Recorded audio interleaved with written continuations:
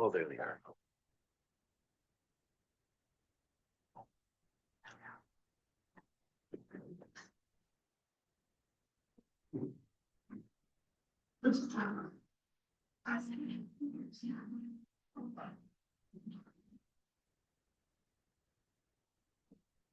That's good.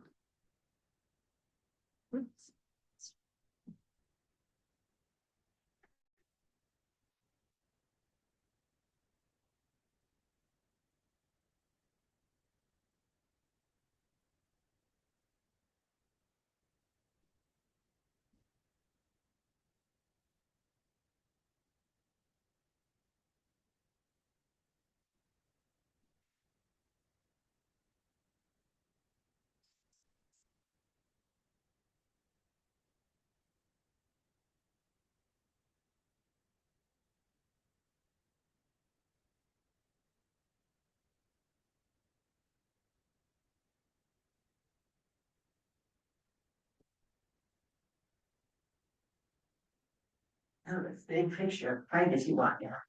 I know, like anybody needs to see that. Oh, I do like double, and you had this look of, oh,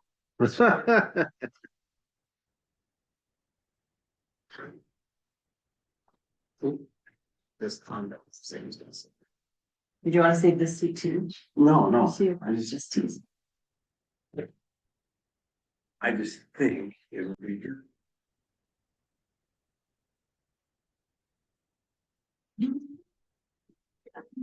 This meeting is being recorded.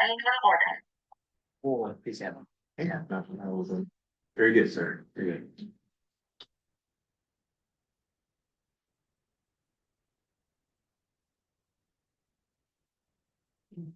Yeah. Yeah, right. No, I just leave it right there, looking right up my.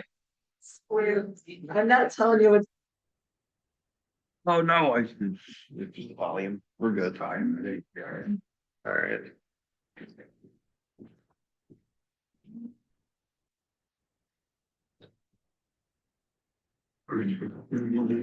feeling we all like or what?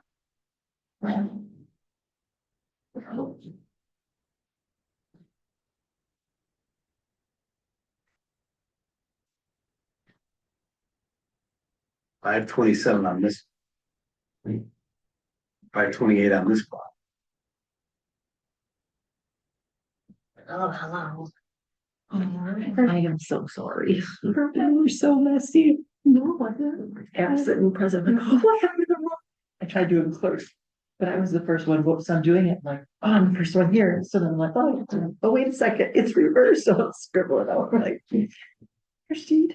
Oh, you're doing? That was me. Oh, you know. Oh, yeah. All of that. Honestly, no. She's like, she'll fit here. Leave it to me. Perfect. It was perfect. Thank you. Don't like turning in messy things to the teacher, actually.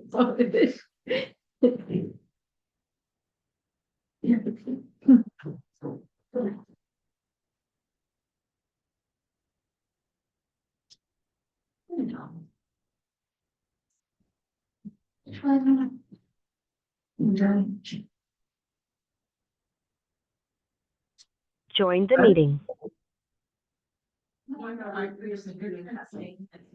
Everything around so that it's produced for testing.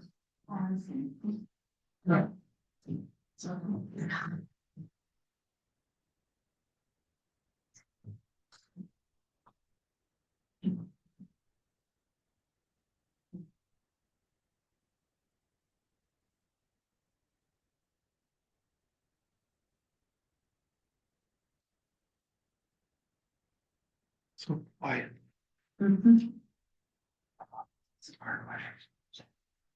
Last summer, or actually, it's very, very wonderful place.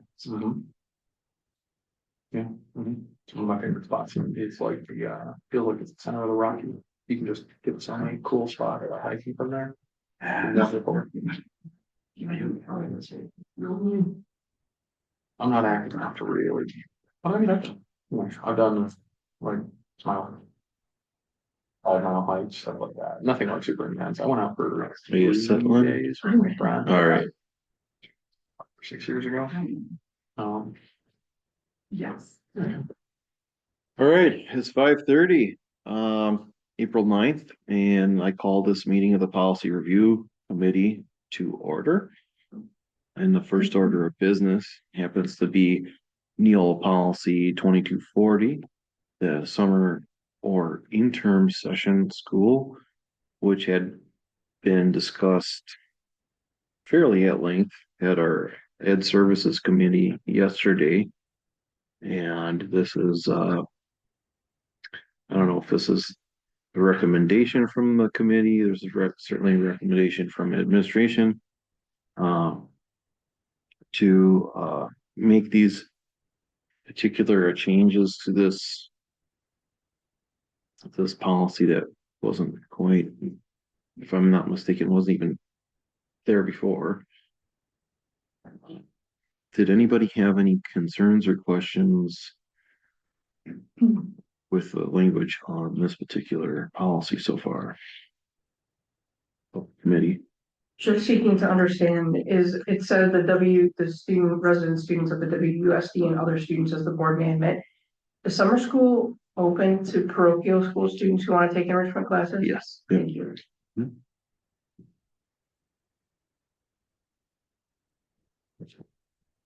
I know I had some concerns that I brought up at the Ed Services Committee about that first bullet point where it says the district will strongly encourage but not require students who are not achieving at grade level to participate in academic summer school programs in addition to enrichment courses they may choose to pursue.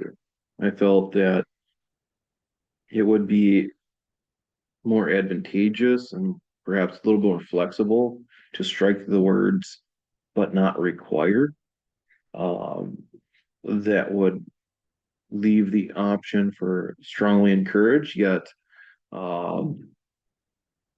with a connotation that we really need you to do this if you're struggling with your reading program, but yet let the law more or less speak for itself. Right. You know, to say, you know what, if Yeah. it's not required, it's not required. Right, I mean, and the point is taken, which is like, we don't have to tell them it's not required. Right. Yes, we can't require you, Right. but we can say we're strongly encouraging you and just leave the statement live, Right. right? Mm-hmm. I have no problem with that. Edit. Okay. I'll wait till the committee goes first. I have no problem with that. I know that you had your questions about this particular policy too. General, my question on this one is, like I brought up with unified strength, which still lies under that umbrella. And then is it an administrative thing right now? Because there are some coaches that are requiring that it specifically states in here, cannot require, but not required. So I don't know if that needs that little oomph or if that's enough of an administrative thing that we can handle that administratively. I don't have a preference one way or the other. I just figured I'd throw it out there for discussion. Well, personally, the fact that the law can't require it, our administration should be following the law. So I think that would be more of an administration. I think what we want, the idea I'm just assuming is for those students that are academically in summer school. I don't think we, but Yeah, having a discussion around coaches, which doesn't really relate to summer school. Coaches' requirement for making sure students, are of good condition to play, right? Certainly can have some discussion with coaches and AD and talking about, what is conditioned to play versus not conditioned to play, right? And what they would require for condition to play doesn't always have to be necessarily strength and speed, right? And that's your point. That's right? my point. Your That's- point isn't like, we don't want them to be not being able to require them to be in a position to play. Right, it's. But they can't just say, this is the only way you can do Correct. that. Correct. Right. Agree. And that's a discussion point we can have with our AD and our coaches, right? So I'm okay with Right. striking that if we, Mhm.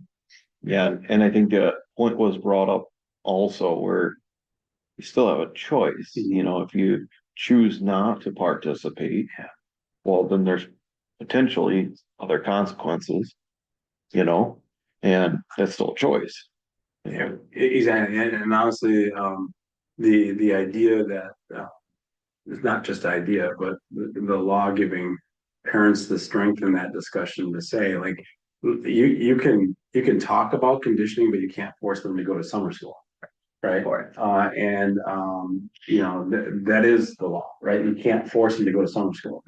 And so for our coaches to say that, the only way you can meet that indicator would be false. And that's where I can talk with our athletic director and say, listen, we've got some reports that in the past, this is the only avenue that was allowed. We're going to have to look at allowing different avenues because by law, we can't force them to do summer school. Right. And so that gets at the discussion points that the board is talking about around that topic. yep, and it's, Just perfect. Does anybody on the committee have an objection to striking those 3 words and the commas associated with that, but not required? All right. so we will strike, but not require. Any other questions? On that policy. No, never mind. I just had a question about clarification about whether or not the law was saying you're not allowed to, in general, require it, or you're not allowed to require it under any circumstances, but it's fine. You're not allowed to require it under any circumstances that I can believe. You're only allowed to hold people accountable to the calendar year and the number of units required in the calendar year. But others still not able to require. You can strongly suggest to parents, you can create other intervention opportunities. But you can't offer it as an alternative to change the outcome. You can offer as an alternative. You You just can't can't say you have to, right? Like you have to take this or you're going to fail. Okay. You can't say that. All right. I have 2 grammatical Is it for the same one? for this policy, Okay, yeah, if everybody else is done. yeah, go ahead. Okay. In the first section, Craig was on the first bullet. I'm going down to the 3rd bullet where it starts and enhancing all summer school. Typically, we don't start a bullet item with and, so if we can just strike the word and. And then 2nd paragraph where summer and interim sessions, that section A, B, C, D, E. In letter C, you have an open parentheses. We need to close that at the end. Oh, yeah. Sorry, the teacher and me. comes Nope, in. that's perfect. Thank you. That's why we're here. There's another piece in there in letter C. To make up a field course, to offer opportunities for students to earn credits to graduate on time. So because it's talking in the parentheses about graduating on time, that makes that whole statement that implies that that's for high school only. Mhm. So if you have a 7th grader that fails a course, that then wouldn't fall for them because it's not making up credits to graduate. So Correct. They don't necessarily need to make that up. because they don't need to make up the failed course, that's why, As long right? as they're moving on, they're moving on. I just want to make sure, Yeah. because I read it as C deals with High school. high school and the possibility or probability of becoming credit deficient. Got it. All right. Any other questions or concerns with that? And those changes, I think it makes sense to move forward with those. Do we have to add the Watertown Unified School District in the year to the bottom of all of these policies? Yeah, where you referring to? Just because like on some of them, we have Neola 2016 and then WUSD in a particular year. I didn't know if that was just standardized across the board. I can answer that. That's a copyright.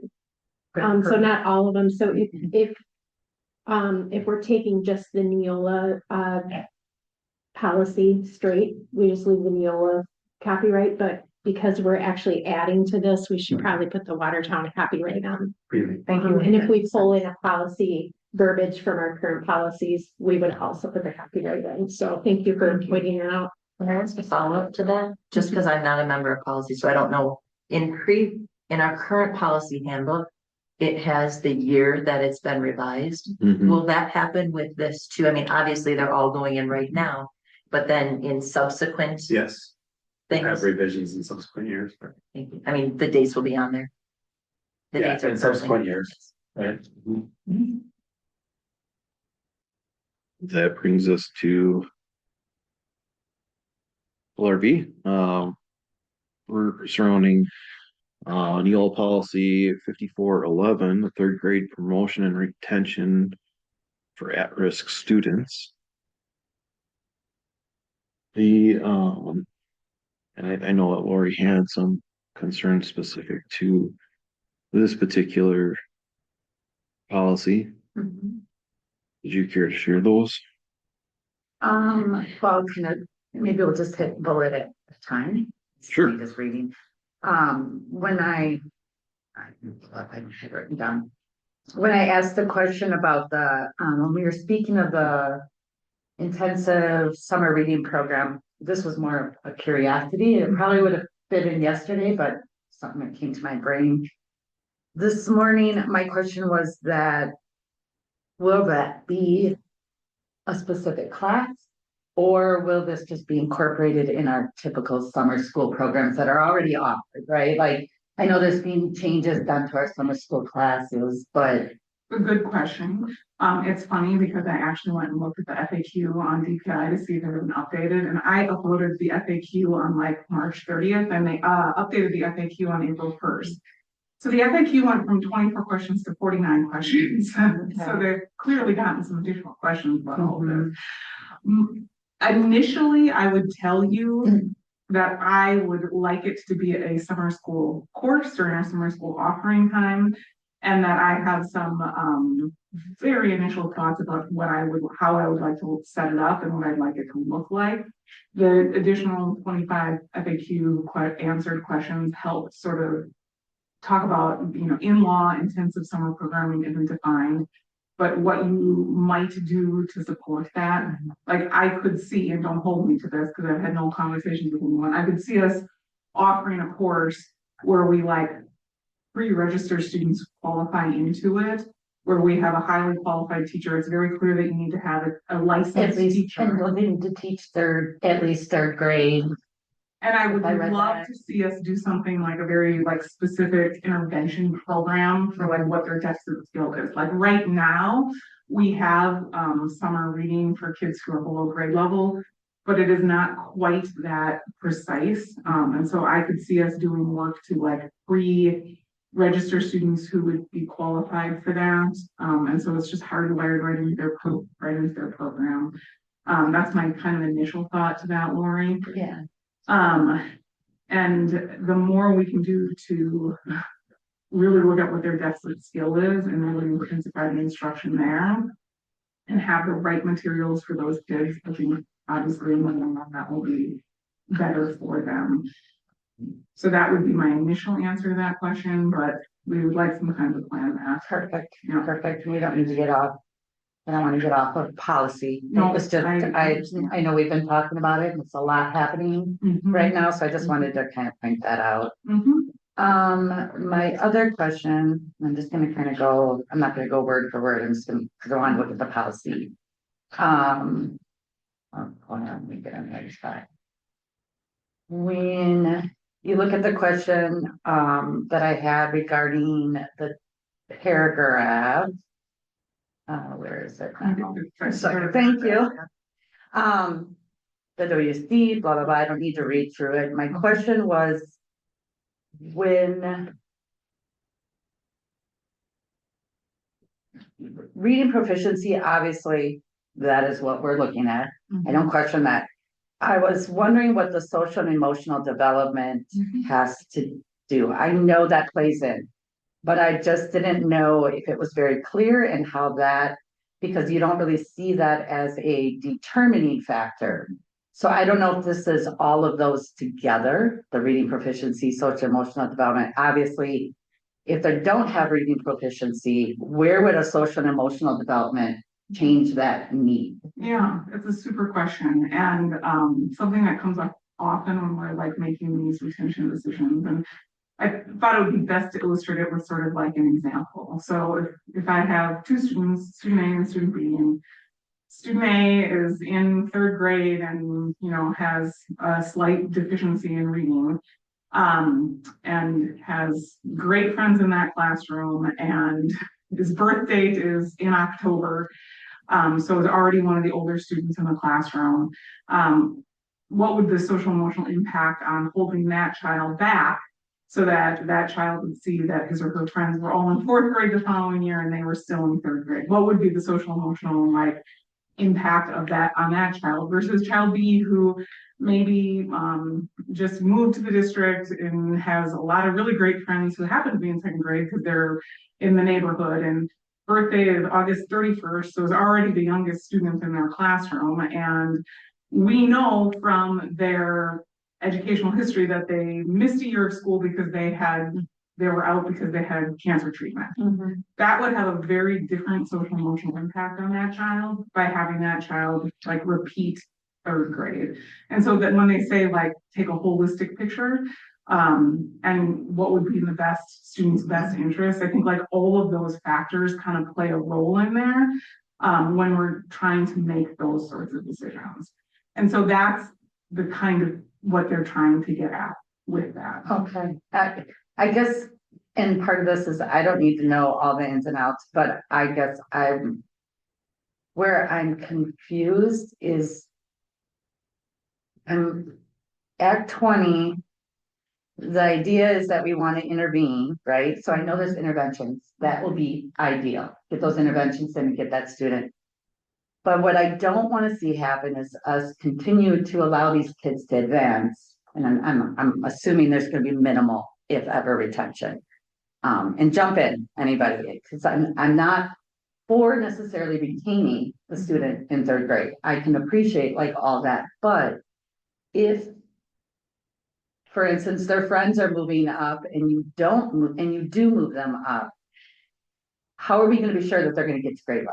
Like, what is that going to look like? Just, you see what I'm saying? Like, so I'm wondering, and I wonder if that's really where's that available. gauge of that? You know what I mean? And are you allowed to make those gauges? My understanding is there's very clear, like from what I've been reading, very clear reasons why.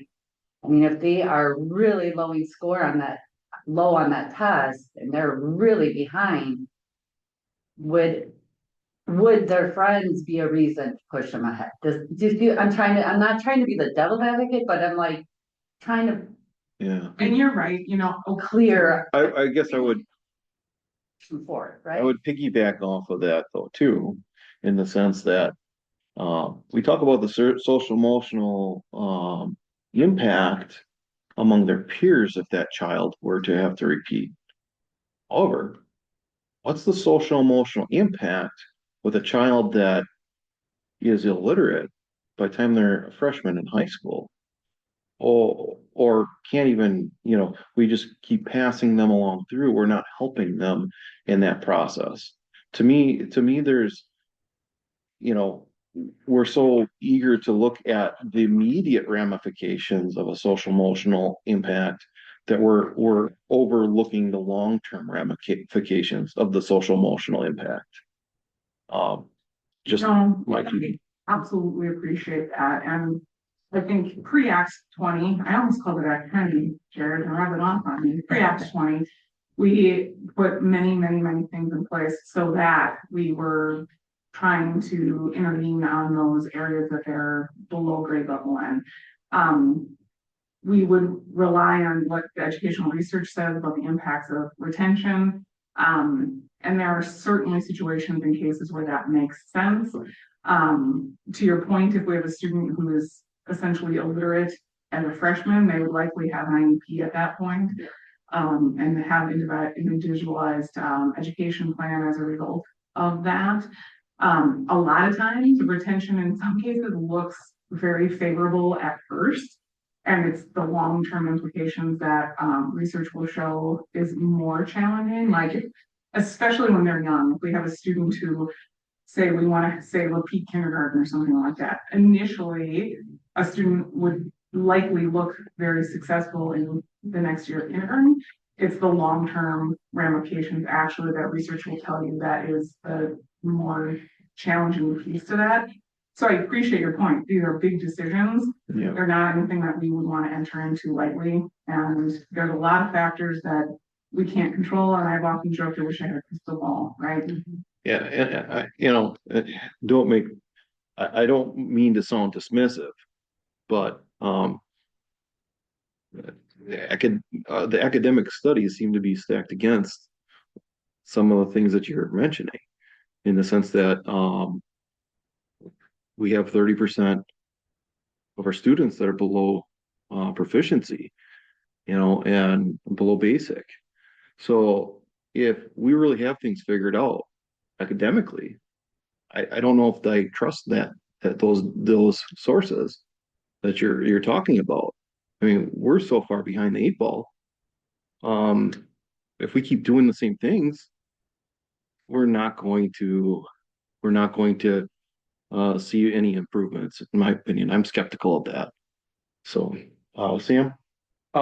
Yeah, so this was one of the things that I was curious about, along with another word that's in this paragraph, but I mean, I clearly understand sometimes, and it says kind of around the phrase social emotional development, available supports. And I think that obviously in a lot of cases, it's very reasonable to say, well, the child is doing very well in all of these other areas. Let's provide that child with additional support when they move on to 4th grade. I think that totally makes sense. However, I think that at its core, the problem here is that social emotional learning, social emotional development is a nebulous term that can mean a lot of different things. And unfortunately, it's developed tons of baggage over the last 4 or 5 years. I would almost say that, you're better off striking that clause there and, maybe changing available supports to the phrase, reasonable availability of supports or something like that. I think that there's more going on there. At the end of the day, yeah, a child's ability to read is an expression of something that is already gone amiss in the situation. So it's not that the child is unable to read and that's fine, and then making a decision is going to cause social and emotional impact. Social and emotional impact is already taking place there. And then quickly, and I'll get this other one out of the way. The other word that I had is that in that first line, a thorough and equitable process. Again, it's a similar thing. Equitable is kind of a murky term, and I think that people use it in a lot of different ways. I think that maybe changing that phrase there to a fair and thorough process instead of a thorough and equitable process would be good, because sometimes equitable means you have different standards for different people in ways that aren't entirely fair. So Yeah, my 2 spots there. I like the second part that you said about, a thorough and fair process, that considers individual students. I think I understand what that means, right? To us, what that fair process looks like. And then, where I would maybe make a change, and, if people are hung up on the idea of social emotional development, and I know that term with some people really causes a lot of baggage. To say something along this line, the determination process will consider relevant factors such as reading proficiency, the child's development, and available supports. Talks more about the child's development in a lot of areas, not just saying social and emotional development, because I think we would look at a lot more things than just social and emotional development of a child. Yeah.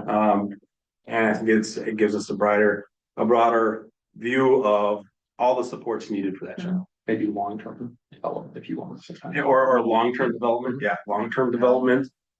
And it doesn't have some terms in it that maybe some people might take offense to.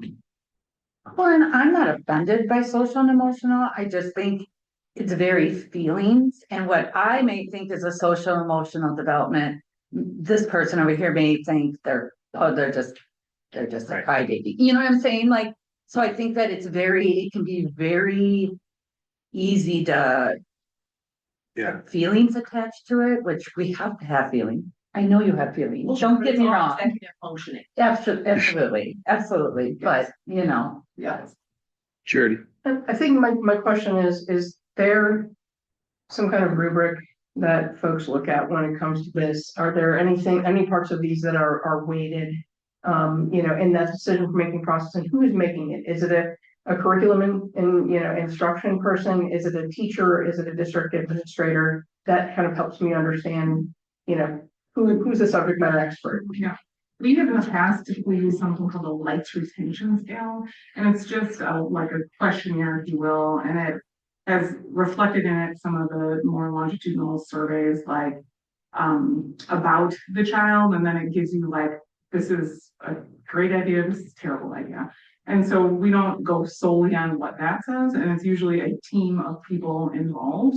In my previous job, when I was director of elementary student learning, I was always involved, the classroom teacher, the principal, if there were a special education teacher.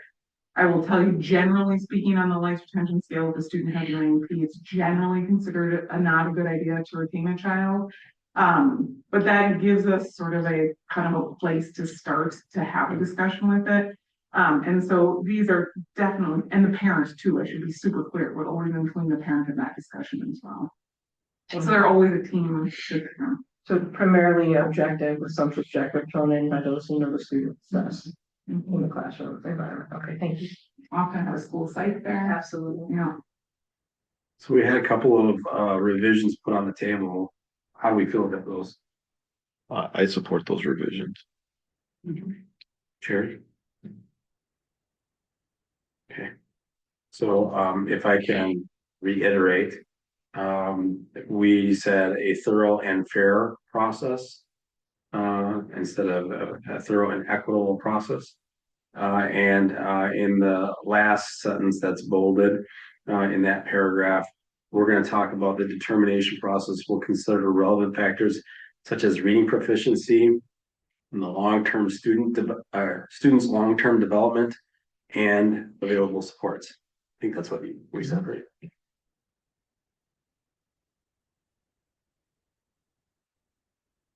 Anything else to contribute to that?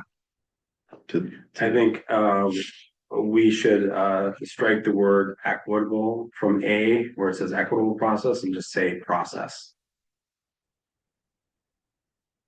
Agreed. I just have one more question. Fair process. Yeah, right. Is there frequency of progress? Because it specifically mentions, continued progress updates.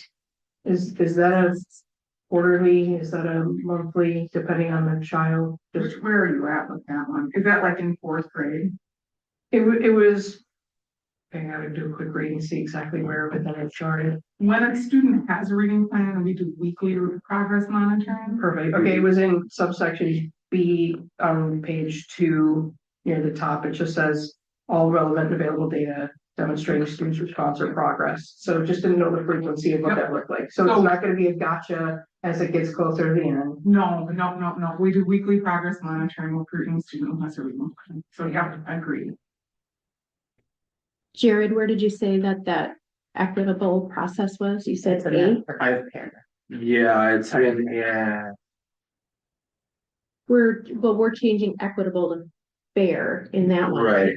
I thought there was another one down below here that mentioned the process again. Can't see if I can find it. But I just meant to say if it was in the document again, because I thought it was lower. Replace control F, equitable to fair. It's only showing once. Okay. I just thought there was one lower and maybe I just was scrolling differently, but.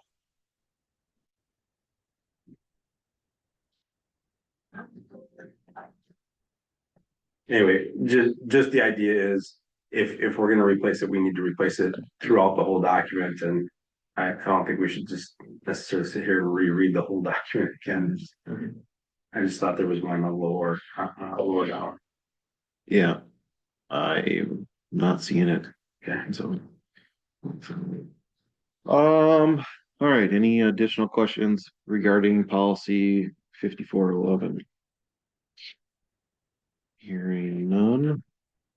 Moving on to Neola policies 2000 group 4. We have four policies up for discussion. Child care programs, district sponsored trips, CTE program, and individual education evaluation.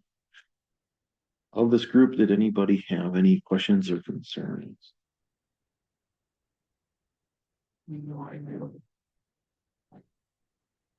I had one question on 2340, which was the sponsored field trips. I didn't see anything mentioned in there about having an emergency contact. I'm guessing that's probably on any kind of form that parents are required to fill out, but do we need to specifically call out that there's an emergency contact on file? It doesn't, I mean, it doesn't hurt either way. I mean, I guess being newer to the policy, that might be something that they all have at the beginning of the year. We assume it stays consistent throughout the year. And and as long as they have approval to go, that we're good. But that was my only question on that. And that's how we have that. You just do it on, I believe you sign something on Skyward Yes, and you it's, do. It's part of it. you've It's part of given your that. child to go on field trips all year. You don't, sometimes I don't even know they're going, no, I'm just kidding. Let's say that's a They problem. walked in high school once, I had no idea he was going on a field trip. So Okay. I will say that, It's a problem. I will say that this references administrative guidelines as well. So I'd imagine that there would be Mhm. accompanying document that would also reference. Yeah. Um, There will be when we get through all the administrative guidelines, which we will have between July and December. We will do that work.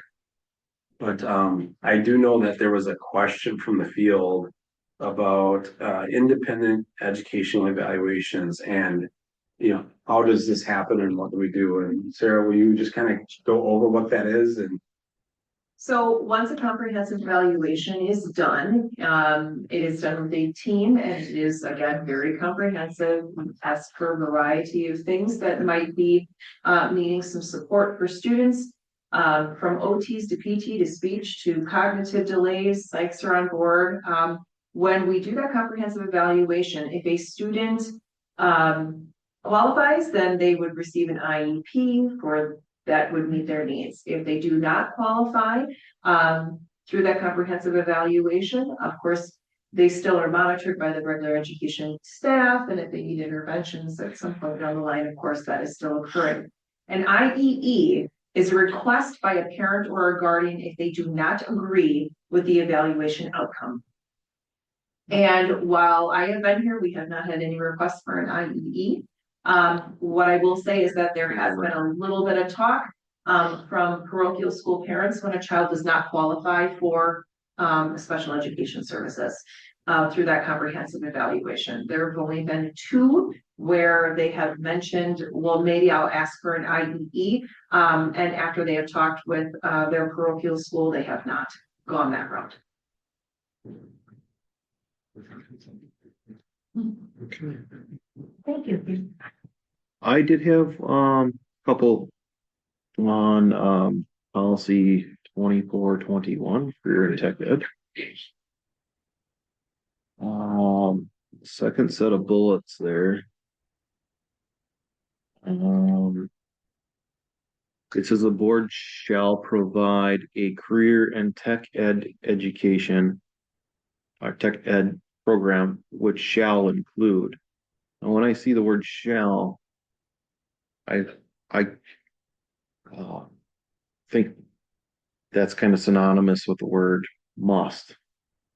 So when I'm just trying to understand what that statement is trying to say, that we're offering a program that must include marketing management and entrepreneurship education, in which case one thought crosses my mind that, well, in this situation where we may be faced with some budget cuts in the future, perhaps maybe the word may instead of shall would be more appropriate, because this kind of limits our ability to say, well, maybe we have to part with the marketing course this time around. You know, that sort of thing. Is there only one marketing course? I'm just, the reason I'm asking is like, There's- okay, I was gonna say for agriculture, for any of those, there's multiple within there. Right. Yeah. So these are kind of domains. Sure. So I don't know if it's wise to eliminate an entire domain of it, and that's why I was okay with shall, where you might eliminate, if there's 3 offerings, it might be down to 1 offering, but still giving a little bit of something, because I don't wanna see any of these full domains eliminated, because then you're eliminating, I'm not gonna argue with wanting to have to eliminate a domain, but if there's a need to eliminate a domain because of a core subject that we have to maintain, I feel like the word may allows the administration to have the most flexibility there. If we do that, would we then take the subsection of the 3 points below, because it says it may also include, and condense those 2 sections into one if you modify from shall to may?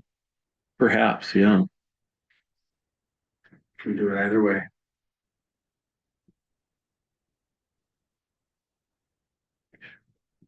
How would that read, Charity?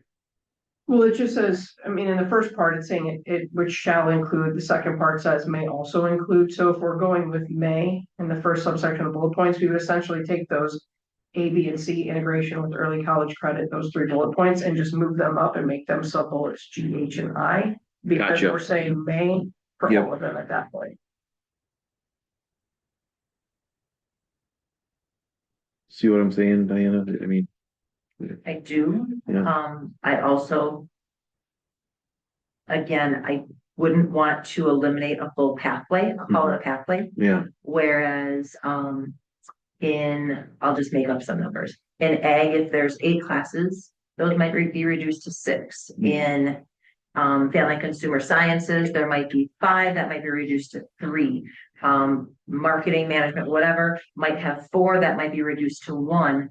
So there's limitations, but I would like to see it say we must still include each of the pathways, that yes, through reductions, but then that holds true that different students have strengths in different areas and not allow a particular pathway to be eliminated. You could condense it, but Okay. not fully eliminate it. That's just where I'm coming from. sure. Where I'm more in support with, the thoughts and ideas that Mr. Wortman has is. We may be in a position, where not even by our choice. We can't hire in a domain. Right, and if you're saying I have to, I understand. right, then you're telling me whatever it costs, go to CISA or ship students somewhere. Where our policy says we will, Yeah. right? And I'd rather have us as open to the best interpretation as possible. And certainly, I think most of the intent in the room here would be to, continue offering as many pathways as possible, right? I mean, well, we have students in multiple pathways that are apprentices and everything else. But the real reality is, sometimes it's hard to even hire some of these areas. And I hadn't thought about it from the hiring Yeah. perspective. So the I think, difficulty of that. I think, for a couple of different reasons, changing the shall to may sounds to me like a better choice right now. I agree. I don't think that is necessarily saying they will, or that it will be cut. It's just giving you a little bit more wiggle room. Yeah.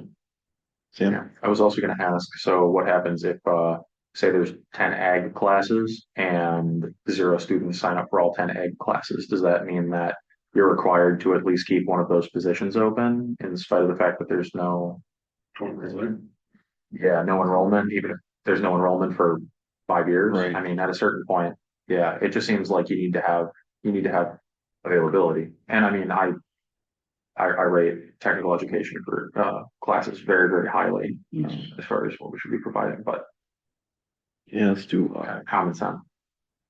in the last, last point, I mean, sorry, before I move on. People on the committee, is the committee, I think, if I can reiterate what I think our consensus was on that topic. Is we're going to make the board, say the board will, or excuse me, may provide. And we are going to take that section below and just, have those be G, H, whatever, And right? yep. Yeah, that sounds good to me. Yes, they are. One other point about this, and then you guys can move on. But we do have in the very last paragraph. Yeah, I was actually gonna bring that up. Well, there you go, yeah. Go right That ahead. was, it's a clerical, update, I guess I should say. There's still title, old Title IX, I mean, old new Title IX language. Yeah, and we want to make sure that it That's addresses consistent what- with everything else. Mhm. So it should stop at sex, Correct. and then go to or physical, mental, emotional, and learning disability. Is that what you're referring to? Yep. Yeah. Okay. The in parentheses should be changed out. Does it include sexual orientation yet? Yes, Mhm. sexual orientations there. It's just the parentheses that should be removed.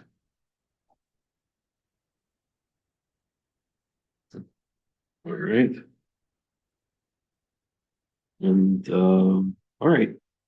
Moving along to Neola policies 3000, group 8.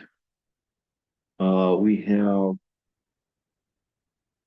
have two policies about weapons for professional staff, weapons prohibited, I should say, for professional staff, as well as reduction in staff policies. I know Diana had some questions about this. Did anybody else have any other comments or questions on this group so far? Oh, all right, go ahead, Diana. So I just wanted clarification in the bullet point. In the first paragraph, this prohibition does not apply to unloaded firearms in a locked vehicle or locked firearms case, blah, blah, blah, blah. So I just want to make sure that as long as they're locked, because it said locked case, they have a locking mechanism as well, so it's not a case. So firearm, does it have to be in a locked case and in a locked vehicle?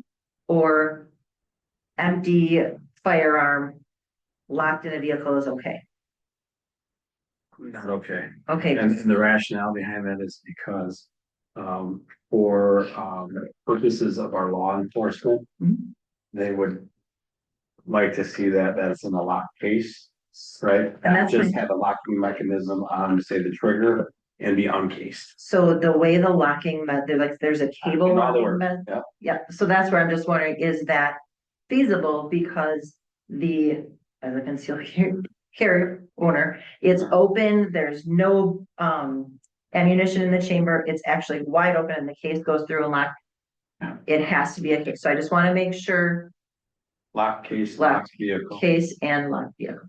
locked case and a locked vehicle Well, is what I would prefer. I mean, yes, you guys could do something else. And then I would have to communicate that to our police department and everything else, but it's, I what mean, is preferred is a locked case, locked. I hear what Diana's saying, though. I mean, because you could, it depends on the case in which it's locked, too. I mean, technically, you could have a case that's locked, but really accessible to the open.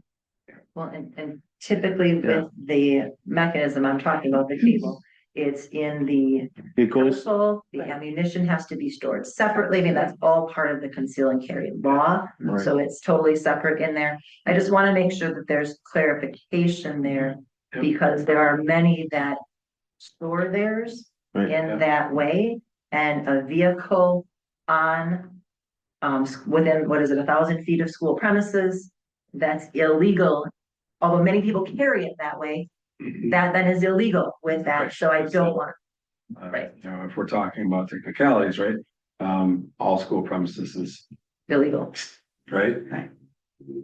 Unless we provide for it. And asking people if they're going to be on to have it in a locked case in their locked vehicle really, is what is preferred. If you guys don't wanna do that, it's fine. We can do all sorts of stuff.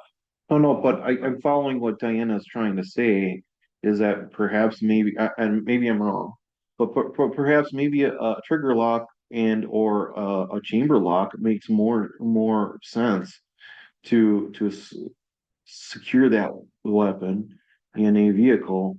And as long as it's in a case and it's in a locked vehicle, it's inoperable, you know? Whereas, So what you're saying is cased with a trigger lock ca- or case case, with a trigger lock or a chamber lock, yeah, right? You're saying case So- regardless. yeah. I'm not saying She's saying uncased but trigger locked, in a locked vehicle. or some other locking mechanism that makes the gun, inoperable. The other piece of this is that it says that it has to be covered with a blanket or somehow shielded from It can't be. vision. Right, so I don't know if that's the case, like if you had it cable locked or chamber locked. Is it still hidden in such a way in the vehicle that people wouldn't see it? Most people, when they have it in their console or in their glove box. That's typically, when you go through the trainings, that's where they recommend that is stored.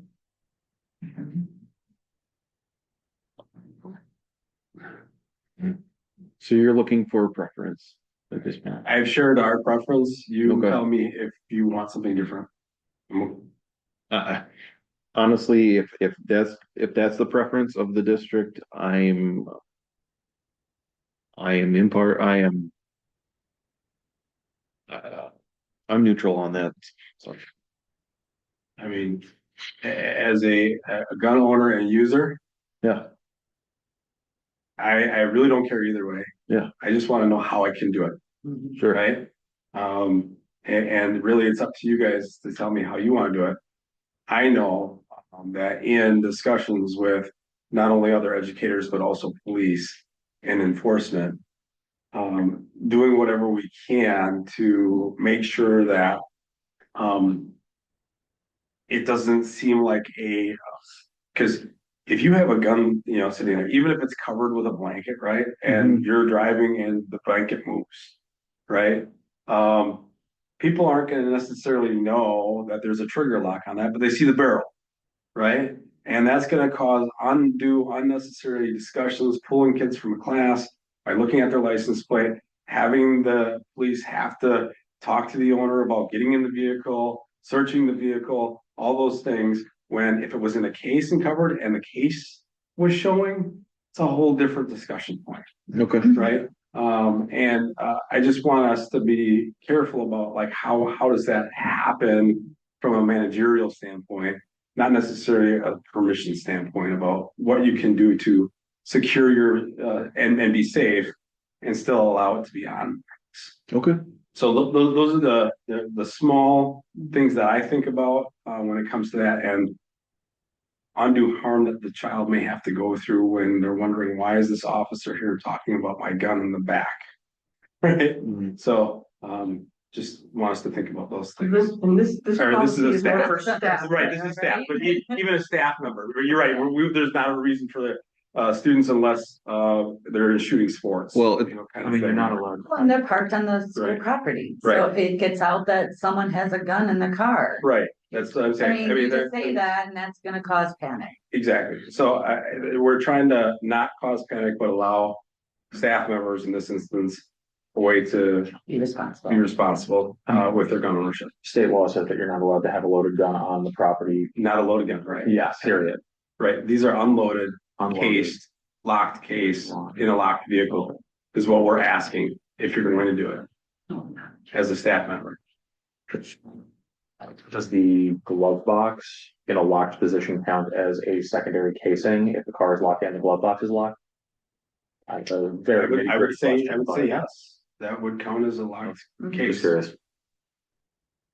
If the glove box is locked. All right, so we've heard discussion about that.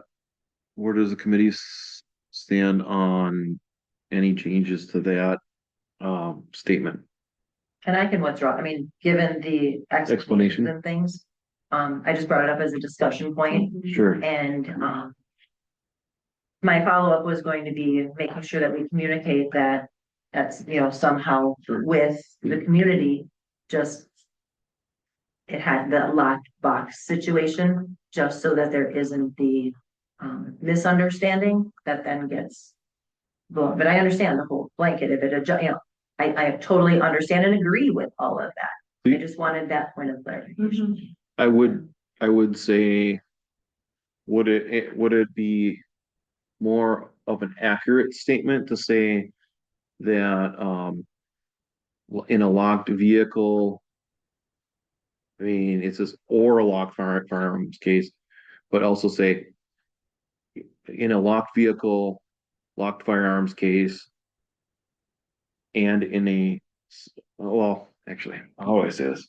In a locked vehicle, in a separately locked compartment, or locked firearm case.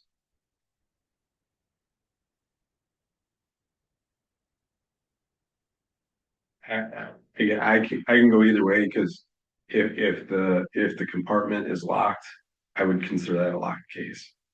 Then you say a locked firearms case or compartment within a locked vehicle. Yeah. If Yeah. that's what it is, That's fine. because of both, because right now it does read or. So Right. If it's this and that's the expectation, then that hopefully clarifies. You look at the law. Public glove box. Wisconsin state law required a handgun be encased in a transportation case and not stashed in the glove box. So, I mean, I would have to read more for you. Right, but we're talking about how we're storing it here on premise, but you're right. So right now, Yeah, for sure. so do we need to look at the last sentence in the second paragraph?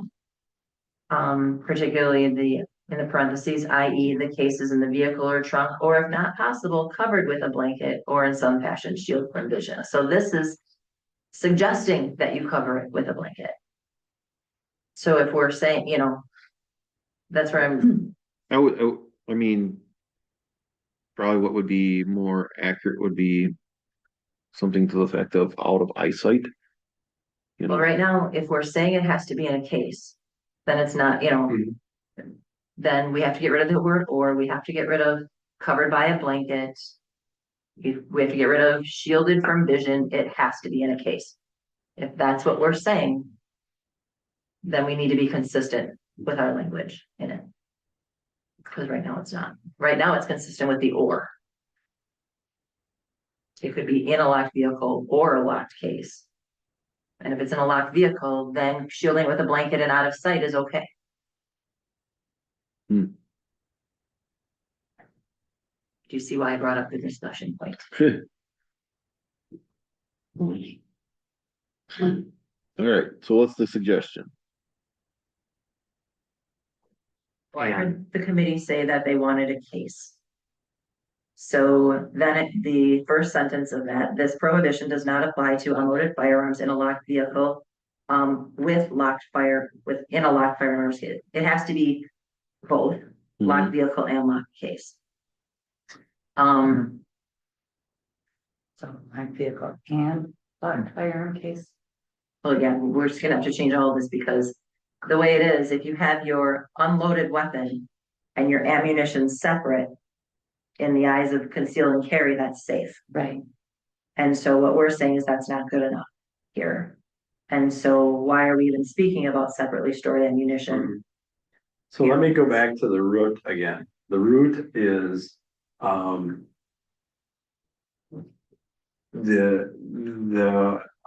report of a gun in a vehicle. Right, what the police department are gonna do is, they're gonna come and check it out. And if they can't make a determination of whether that gun is in a safe place, there's going to be a disruption to the school.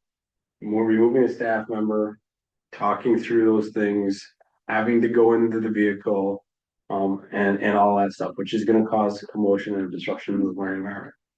So, And what we want to do is we want to make sure that if there is a gun owner, right, who has their gun, that it's in a locked case. I would go with or compartment, right, in a locked vehicle. And the reason it is for that safety of, you know, reducing any reports of a gun. You know, if you're walking past the vehicle and you see the barrel of a gun, right, handgun, rifle, whatever it is, I don't care. People get disturbed about that and they want to call the police, especially when it's on school property, right, for student safety. Trying to diminish that, but still allow for people to have that in a safe way. Now, we can get into all sorts of ifs, ands, or buts about, you know, did they unload it and secure it before they even got on property? Because you're not supposed to have a loaded gun on property, and that's a whole different law and everything. But what I'm trying to diminish with this policy is when they are on site, having them have it in a place that's safe and undiscoverable by a passerby to lead to commotion. So then what I'm hearing for this. However that paragraph- happens, I'm okay with it, but that's what I want to get to for sure. Yeah, so this prohibition does not apply to unloaded firearms in, and so here, a locked case or compartment in a locked vehicle. Okay, and that's what Jared had just said then. The rest of this then, or separately stored ammunition that is on a part, you know, that's gone. Mm. That is on any part of school grounds used as a parking facility, provided, however, that the firearm case or rack is not visible. So the whole last firearm rack being visible to passersby, blanket, blah, blah, blah, the last 2 lines, line and a half, is gone. My question becomes, after we say locked case or compartment in a locked vehicle, do we want that is on any part of school grounds used as a parking facility? Yes, because you might not necessarily be in a parking lot if we're having you park down here on the field because we've got a whole bunch of events going on or whatever else. And people will say, well, I'm not in the parking lot. That bullet then would read, this prohibition does not apply to unloaded firearms in a locked case or compartment in a locked vehicle that is on any part of school grounds used as a parking facility. That's just from what was stated here. What did I miss? But do you still want it not visible? Or are you okay with a gun case visible? I would start it. You know, a long gun case is going to be something that people would probably recognize, maybe not a Oh, I see handgun. what you're saying. Yeah, So yeah, because yeah. it says, sorry, I got right here. However, that the firearm case is not, yeah. Got it, is not visible by the passerby. So you would need the last one. Yeah. I saw Okay, firearm, I missed the I was word like, wait, case. I don't think we I missed still, the I word still would case think we in it. don't want that. My apologies. Perfect. So we would need the last Yeah, 2 lines. I missed the word case. Okay. Here's what we'll do. We'll do our best to clean that up. I think we're all on the same page. yep, Lynn and I will work to clean it up. If there's other questions that come up at first read, we can either take care of it at the board level or we can kick it back to committee and finalize it. I have one more on this one. Okay. It's under definition of a weapon. Exceptions to this policy include, and it's under E. As it reads, it says items approved by by the superintendent or designee as part of a class or individual presentation under adult supervision, including but not limited to hunter's education courses, if used for the purposes of and in the manner approved, working firearms, except those protected at all times by a cable or trigger lock, and live ammunition shall never be approved. My suggested edit would say that we should put a period after trigger lock and then a new sentence, live ammunition shall never be approved. Because how it sounds, working firearms, except those protected at all times by a cable or trigger lock, and live ammunition Um. So if we're.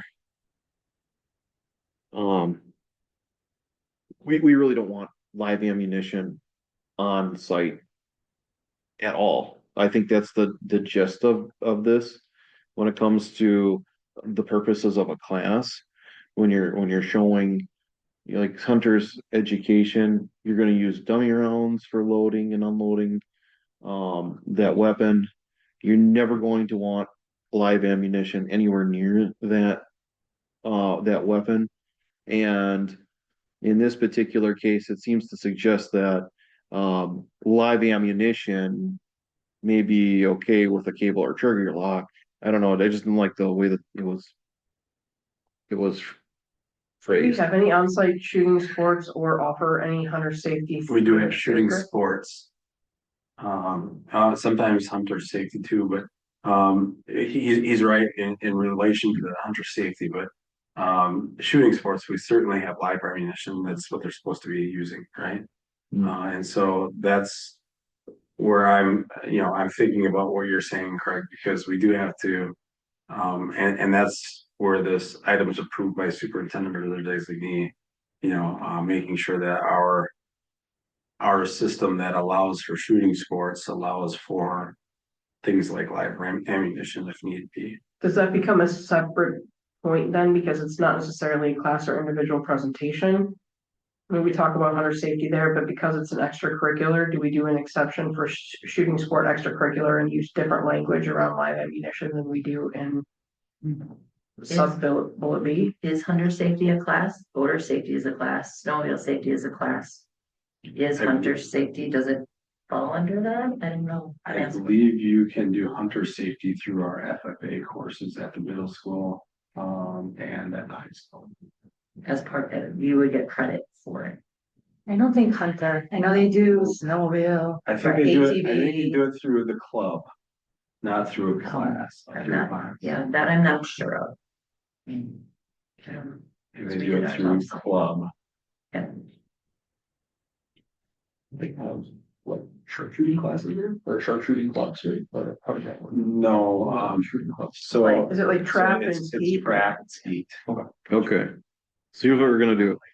Sounds like there's enough pondering on this particular one to maybe bring it back. Yeah, and I'll have to look at that and in conjunction with our shooting sports, but Okay. All right. So that leaves us to policy 3131, reduction of staff. I would say that this one's probably not ready to go to the board for first read. I just want to double check what we want to do with shooting sports and maybe ask attorney what they've given for other school districts with shooting sports. Okay. I mean, that's probably the easiest way for us to. Yeah, because I don't, this is a sidebar.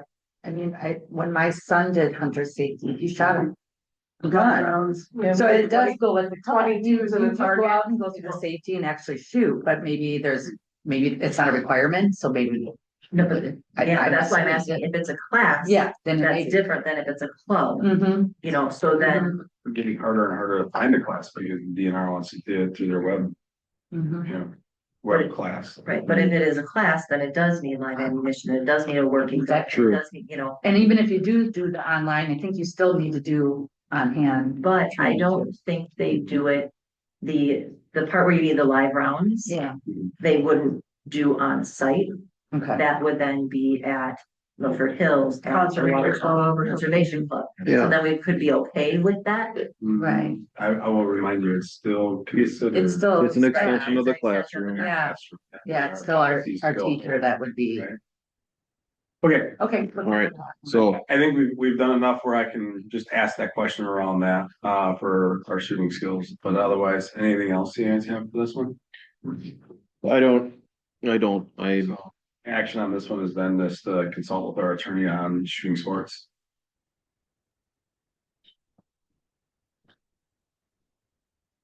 All right. So 3131, reductions in staff. Did anybody have any questions about that one? Sam? Yeah, so in the second paragraph, way at the top, it states that the board reserves the right to abolish positions, reduce staff, and then it gives a list of reasons: budgetary constraints, decreased enrollment, return to duty of regular staff, suspension of schools or territorial changes, other warranted circumstances. So my question is pretty broad. I'm not certain about this. This is definitely not my area of expertise. But if Wisconsin is an at-will employment state, what impact does that make on the decisions that are made by the board and the district to maintain or reduce staff and things like that? Because students who hold a certification like administration and teachers, they're not at-will employees, they're contract employees. I mean, So the other employees so are you can always opt for a non-renewal of a contract, but you can't immediately remove that position from existence, right? Gotcha, okay. and then you have provisions for non-renewal, due process of that non-renewal, Sure. and all those things. But Absolutely. thanks for the question.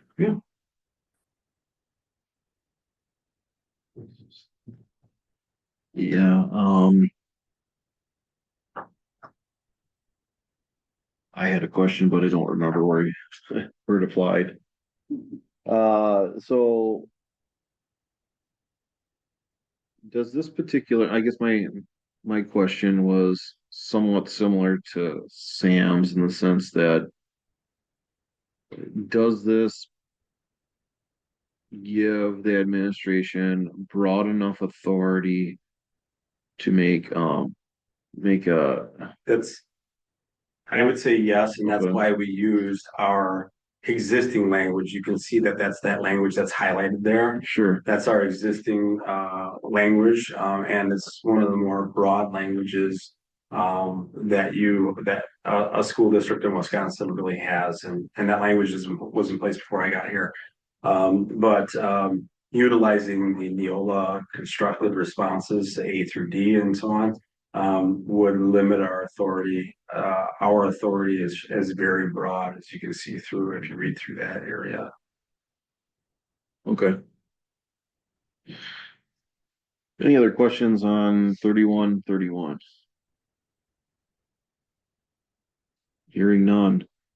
We'll move on to the 4,000 group policies, group 6 policies, staff communications, and you'll notice that there's another weapons prohibited for support staff, reduction for staff also. Yeah, we'll make the same changes in that one. Yeah. We also have controlled substances and alcohol for employees that transport children. You know, the staff, did anybody have any questions on that group? I do, but I'll wait until again. Sure. School first. You can go ahead. None, okay.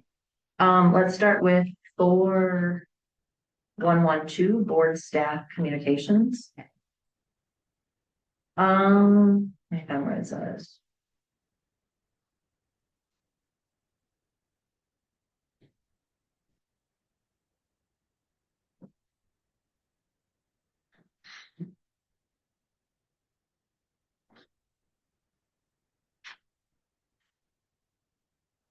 Forget it, I don't have one for that one.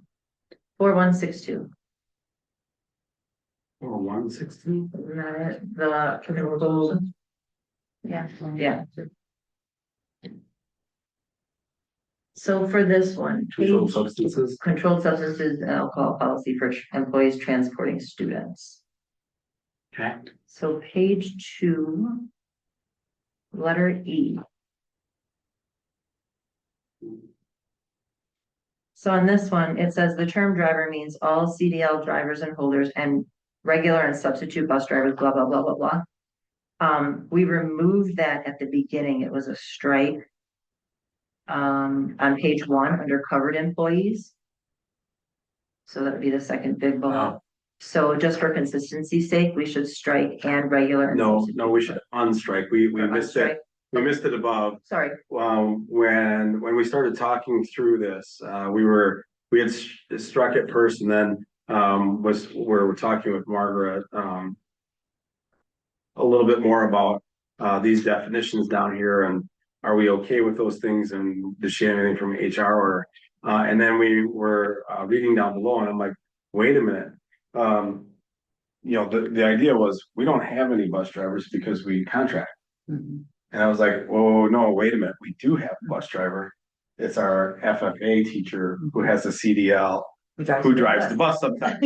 And I'm like, that means if we have one, we better have it in the policy, right? And so good catch, but really we don't need to do the strike through. We need to undo the strike through and make sure it's in there. So then another follow-up to that is it's transporting students. We have the multi-passenger vans now.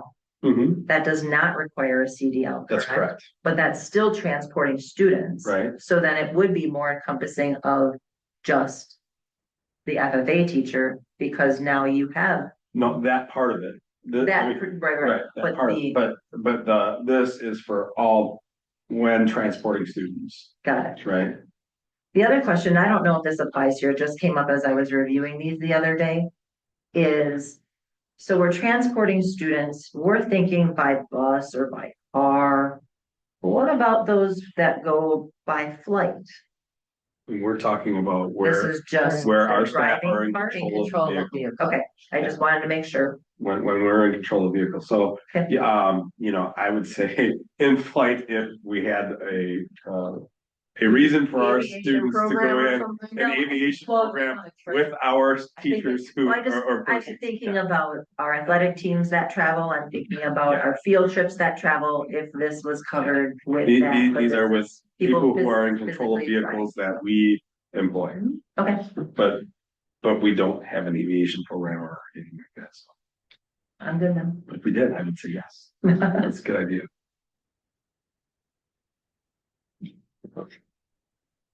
There is one other thing that I noticed in here, and I might just be reading it wrong.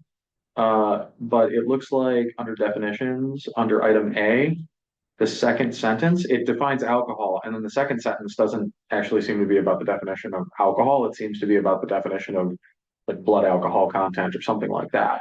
This term is a volume breath expressed in grams of alcohol per 210 liters of breath, as indicated by an evidential breath test as described herein. That doesn't seem, unless I'm missing something.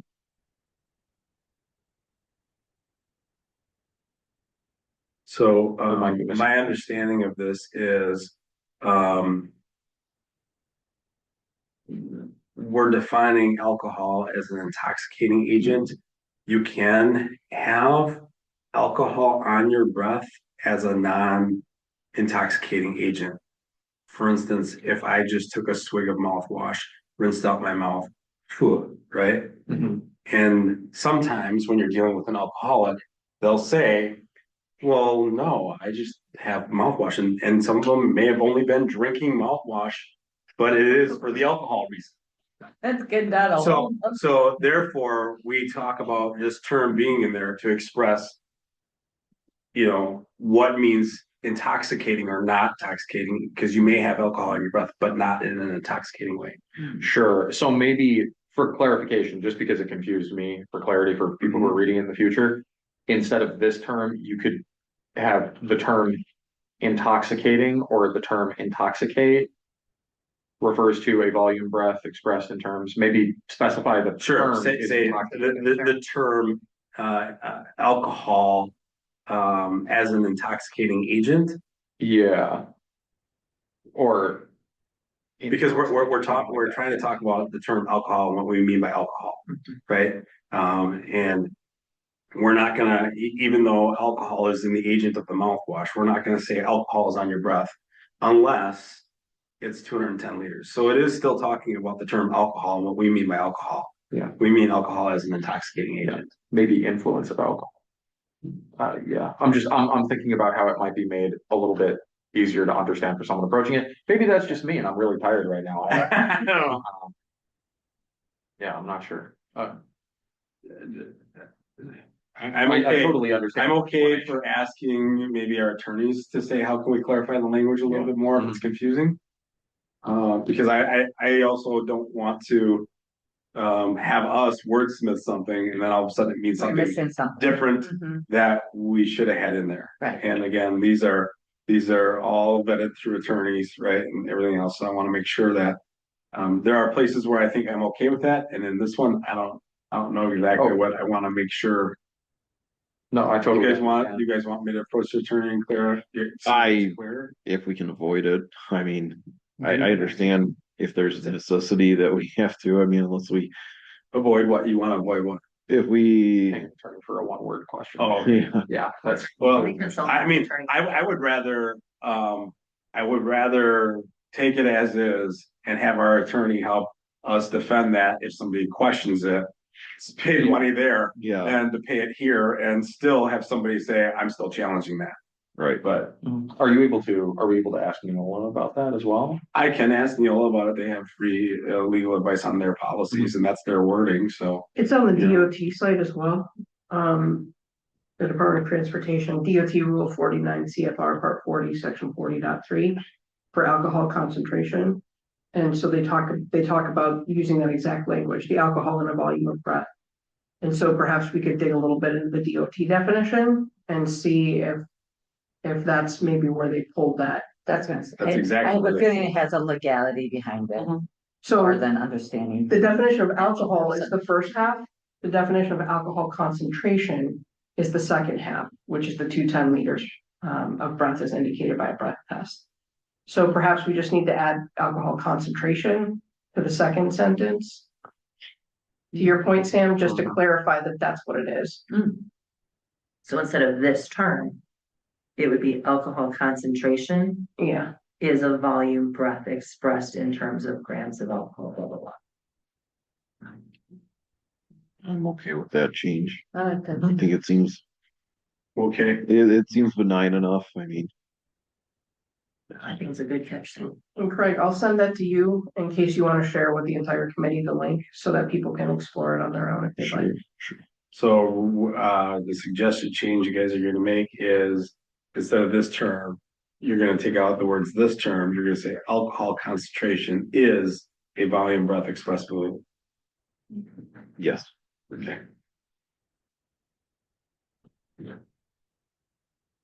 Any further discussion about policy 4162? Hearing none. Any other questions on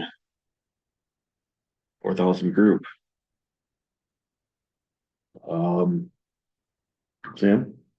Yeah, board staff communications. I think that this is not the first policy that we've touched on that discusses these things. Yep. And maybe this is a bigger discussion that comes down the line, but does item A prevent staff from communicating with the board directly under any circumstances? Because I know sometimes that in a similar way that, just a member of the community might prefer to come to a board member for various reasons. That might be the case, and no shade on you specifically, I'm just thinking in general. That might be the case as well with staff. That for one reason or another, they prefer to communicate information to a board member, in one instance or another. And then kind of the other way around with item B, with board communicating with staff. What exactly constitutes official communications? So I guess I'm not getting that sense from reading this. It says related to the performance of their job duties or responsibilities. Correct. So if a board member were to tell a staff member, you need to do this, that would be different. Or if a staff member were to say to the board member, if they start airing grievances about their job duties, responsibilities, yep, we would want that to go through their proper channels of their supervisor. Gotcha. Okay. Now, if they're imparting some helpful suggestions, I don't see that, I mean. Or even wanting to share information about my performance to you, that's totally acceptable. I mean, I would imagine that would have to be an exception. Right, exactly. Okay, sure. Yeah, I was just curious about it. That answers my question. Right. So this is where I said I had a question on this. It was kind of along those lines. Yeah. Reading it. Where it says it will be submitted through the superintendent. So with that, I understand job duties, things that goes to the superintendent, not necessarily to the board. But is this stating in some way that the superintendent should be carbon copied in those communications if they are consulting or they are communicating with a board member? There is a policy where in Neil, I don't remember which one, I tried looking where it's board members' communication to the public. It should be CC'd through. Can I share the rationale behind the why not? I'm hoping, why not? I just, So the reason they should be submitted through me and not just CC me is because when we talk about things like performance or those kind of things, or maybe it's even a disciplinary discussion, right? You are the ultimate judge in that decision, right? And they have a complaint process by which they put those complaints through, right? They go through their supervisor, HR, me, then to you. And if you are basically giving and hearing facts from their standpoint prior to that chain of command going through those steps, it can really put you in a place where they or somebody else may say you were biased in that discussion point, which is why we have these kinds of processes in place, right? Because it's about due process. It's the only thing. We certainly don't want to, and I don't want to give any idea that staff can't talk to you, right? We don't want to do that, but we do want to make sure that they understand that in certain instances, especially in relation to their performance, there are due processes, steps, and things that they have to go through, and that's why we're directing them through this policy to do that. It's the only thing I wanted to share with that point. thank you. So, really quick in response to that, that's an interestingly kind of specific thing you brought up, because let me see if I can find it really quick. I was also interested in the answer to this question. Yeah, here it is. In the Wisconsin law, it's and this is only talking about hiring and non-renewal and things like that, but it does say that due process does not require that the board be an impartial decision maker, according to Bill Education Association versus Hortonville Joint School District. So is that, but there might be some clarification, there might be some details. Is that a requirement that the board not have that information? Is that like a legitimate thing, or do you know off the top of your head? I know that's super specific. Right, and we get this question all the time, and probably a better person to answer the nuances is for you to have either one of the attorneys from WASB or one of our attorneys or whatever answer that, because I also don't want to give you the impression that you can't be informed, because there are some times where there is something that happens and I inform you, right? I didn't want you to know this happened. But informing you doesn't necessarily bias you. It depends on the level of information that's been given and how it's characterized as it's been given to you as to whether it may bias you or not. Mm-hmm. Simply being informed is different than, precluding you to a certain answer or not in the way the material is. And I don't say it well because I'm not an attorney, right? Because it doesn't mean you have to be uninformed about an issue or a discussion point. But influence is different. Sure. Well, and I don't know how to say it better than that. Yeah. I'm not an attorney. And I'm not totally clear on that. And again, I really am asking because I'm trying to understand some of the ins and outs there. But if there's a scenario where something comes to the board, I suppose you'll end up hearing that potentially biased story coming from one individual at that point anyways, won't you? Yes, you will, but it will be as the due process is unraveled, right? And put through and forth to you. And so again, I think if we want to delve deeper into the discussion points of that, we should really just have the attorney come and talk about like those specific questions, because I'm not the person to eloquently talk about the difference between informed versus swayed or whatever else you want to call it, information. I can only talk to you about why these kinds of policies are offered and put in place, right? To protect the rights of our employees. You know, I know that if there's any question about whether or not information is flowing up and down and or throughout our system, and whether or not people feel free to be able to have speech, right? I want to make sure that, like, if there's ever any discussion that that's not happening, that comes immediately to me and my administrative team, because we certainly don't want that viewpoint. And I know you guys don't want that viewpoint either. And so when and where appropriate, we should make sure that those conversations are being had and that we do have a flow of information that's appropriate. My question to that would be, what if we are going to have some sort of a workshop on that at some point, legally or whatnot, Yeah. or development opportunity? I would ask for specific definition of what that statement related to the performance of their job duties or responsibilities means. Okay. Because I would want to be on the same page with the administration on that particular topic, because you know, I find value as a board member to be present in a building, and if someone's sharing a pain point, I'd like to know that. Yeah, so if it's a value, I think that is maybe an action item we can refer to or ask of planning. Yeah. Right, because planning takes care of the professional development needs of our board. And so maybe having professional development around communication and trusted communication and communication flow, as well as due process or whatever other things that we can think of. It would be good for planning to have some discussion around that as a professional development piece. Sure.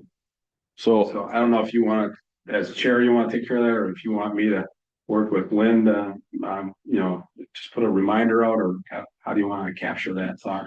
That's a good question. I don't know. Do we want to make that as a suggestion to the planning committee then, as a action item? You know, for future board development opportunity? Recommendation, I guess. So I have asked planning committee to have professional development around communication, trusted communication flow, as well as due process. Sure. And then write down the policy number so that we have a reference point as to the. Well, it's the new Neola policy 41. Right. Was there any other questions or concerns about the language that this particular policy has at the moment? May I just make a suggestion really quick related to the action that you'd be taking on that policy? I think some of you have been on HR committee, and we did have at one point, Craig, the attorney from Bulow come in and do like an in-service session for our board HR committee that talked about like the role of board members in the due process and in the contracting process. And I think most people found it pretty helpful. So that could potentially be something, I mean, it's completely up to you, but it could be referred to the HR committee if you wanted. I could certainly follow up and try to arrange that like as a part of the committee, the HR committee's work. Just a suggestion. Current planning chair, and I don't think it's gonna happen Sure. in the next month. I was sitting here thinking, okay, what does that look like? How does that, so I'm glad Margaret spoke up, because yeah, I was part of the HR committee, very valuable. So that some pieces not exactly this, but it would really dovetail and piggyback. Yeah. So to me, that sounds like a better home Okay, than at planning. That's just, all right. Does that seems appropriate? All right, I guess we'll change that one. Okay, we're gonna ask the HR committee to have professional development. But is that something you, just that you want the whole board to have, or just the committee? Cause then I could see where planning would plan it, the entire board. You know, like we've had full board presentations. I didn't know, That's a good question. and I'm not part of it, so I'm just throwing You it can out make it, there. it's obviously gonna be open to the full board, Right. and as long as we're recording it, as we do, and then it should be easily accessible to the full board as well. Yeah, it can always be a report that's reported out to the full board on that topic in a little bit. But I mean, that's a topic that, boy, just about every board that I've ever worked with, and especially when boards turn over, that question comes up, or Yeah. that set of questions, to talk about how do we have communication and trust that communication moving forward and all that stuff. So, Yeah. all of those questions are spot on for how do we move forward? so an added thought, and it should go nowhere, and it's again, just a thought. As the person trying to schedule the board development pieces, it has been challenging to find dates where everybody is available. Mhm. So we have resorted in the last 4 to 6 months with piggybacking them to those nights or including them in those nights. We did that with the superintendent check-ins, piggybacking nights. So that would be a suggestion that if it's not going to be part of HR, then it would be piggybacked right after HR, so it's on the same night. Or part of the other thing we looked at is being a part of the full board meeting. Depending upon what's there, then everybody's there. So that would address the concerns or the thoughts that came up as well. Sounds good. Any other discussion on the 4,000 group? All right, hearing none, we're on to the 6,000 group 4. It's only one policy under that particular topic. And I think the only question I had is there was 3 different dollar amounts, and perhaps it's because I haven't been on fiscal and don't have the awareness. We're talking about the expenditures in the amount of 40,000 or less, the superintendent or designee can approve. And then board policy that the district administrator, I don't know if you want to make that superintendent also seek at least 3 price quotations on more than 10,000 per single item, and then a couple bullet points below. It says 250,000 or more. And so I'm just not sure which dollar amount is for which. And that's my own malfunction. But if anybody has clarification, it'd be very helpful. Yeah, so this was a policy that went through fiscal. And Sarah was asking to change our authority from where it was to these numbers. For reasons of inflation and other things. Again, we're looking at 3 price quotations on purchases of more than $10,000 for a single item, right?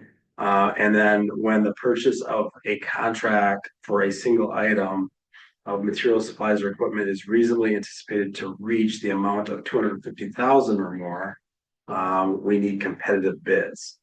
So quotes versus full bids. Right, quotes Got it. versus full bids, Thank you. okay? Okay, that answers that question.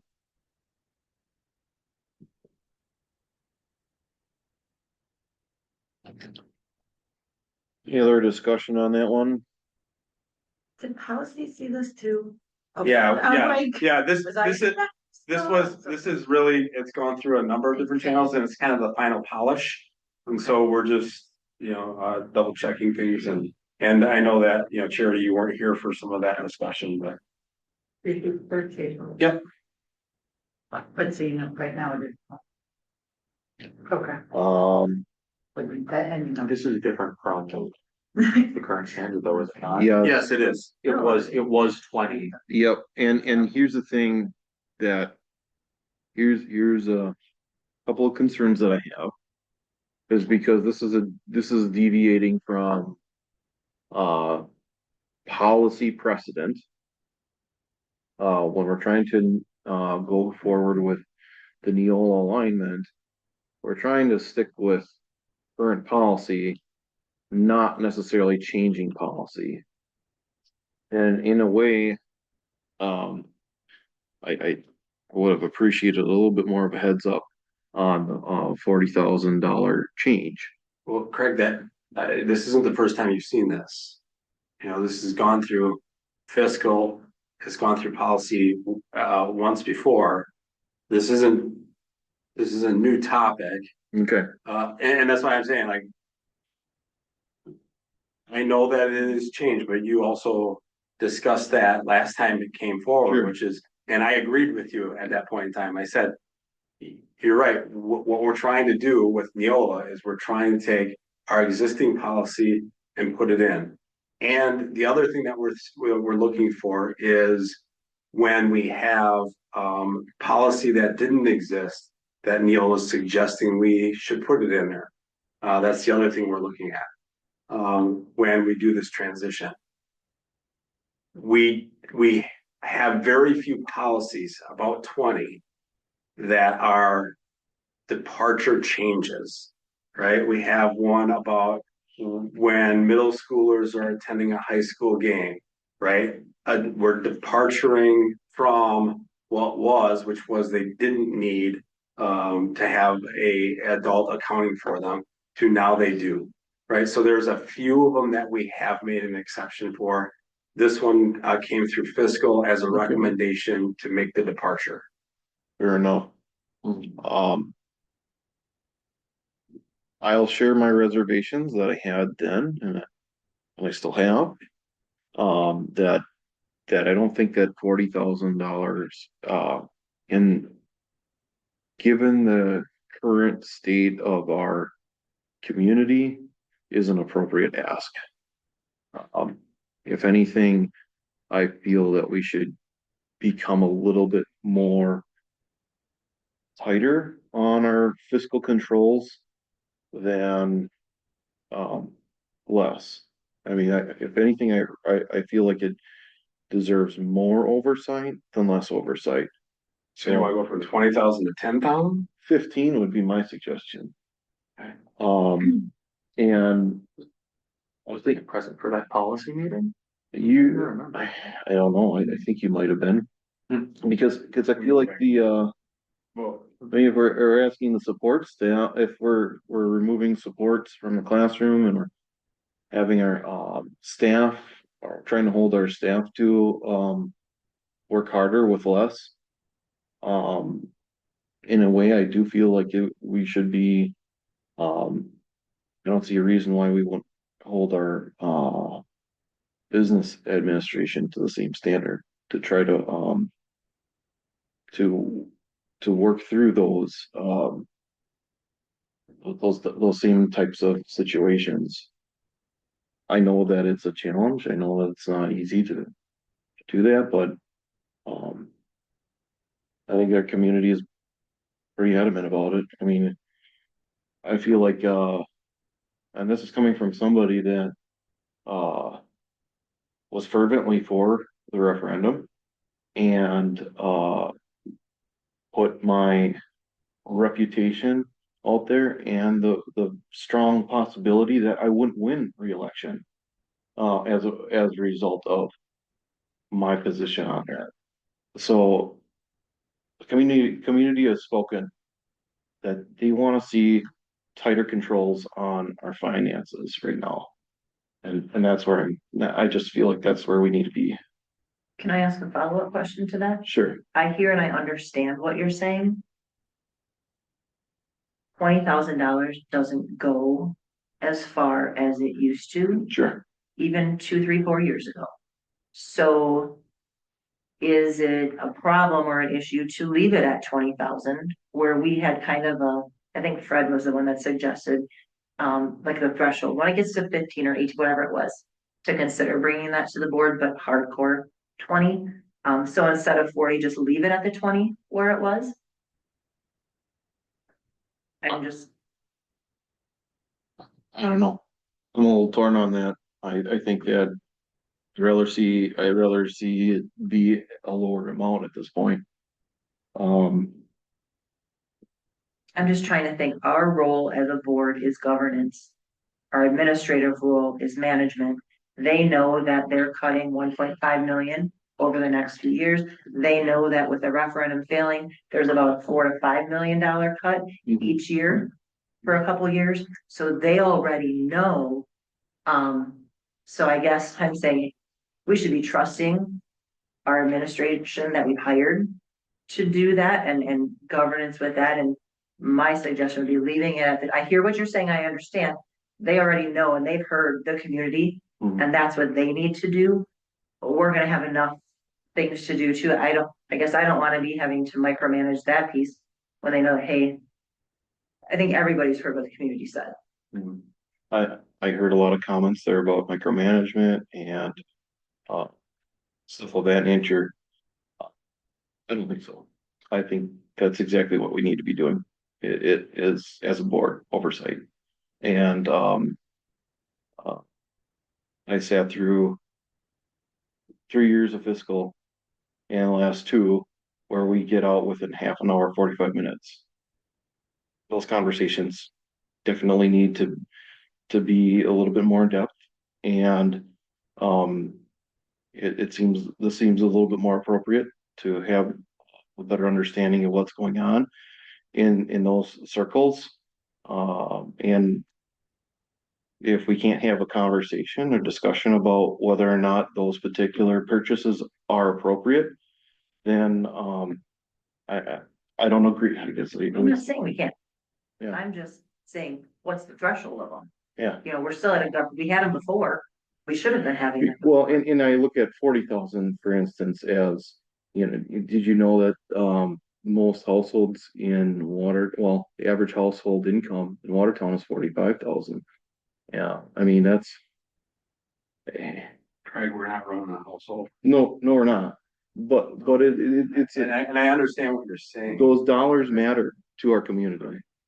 Yeah, I mean, I understand what you're saying, and I am trying to balance our ability to continue to do the work of the school district with your ability to help us manage that, right? I would never say to the board, listen, you don't have the right to give us guidance and or manage, help us manage authority like that.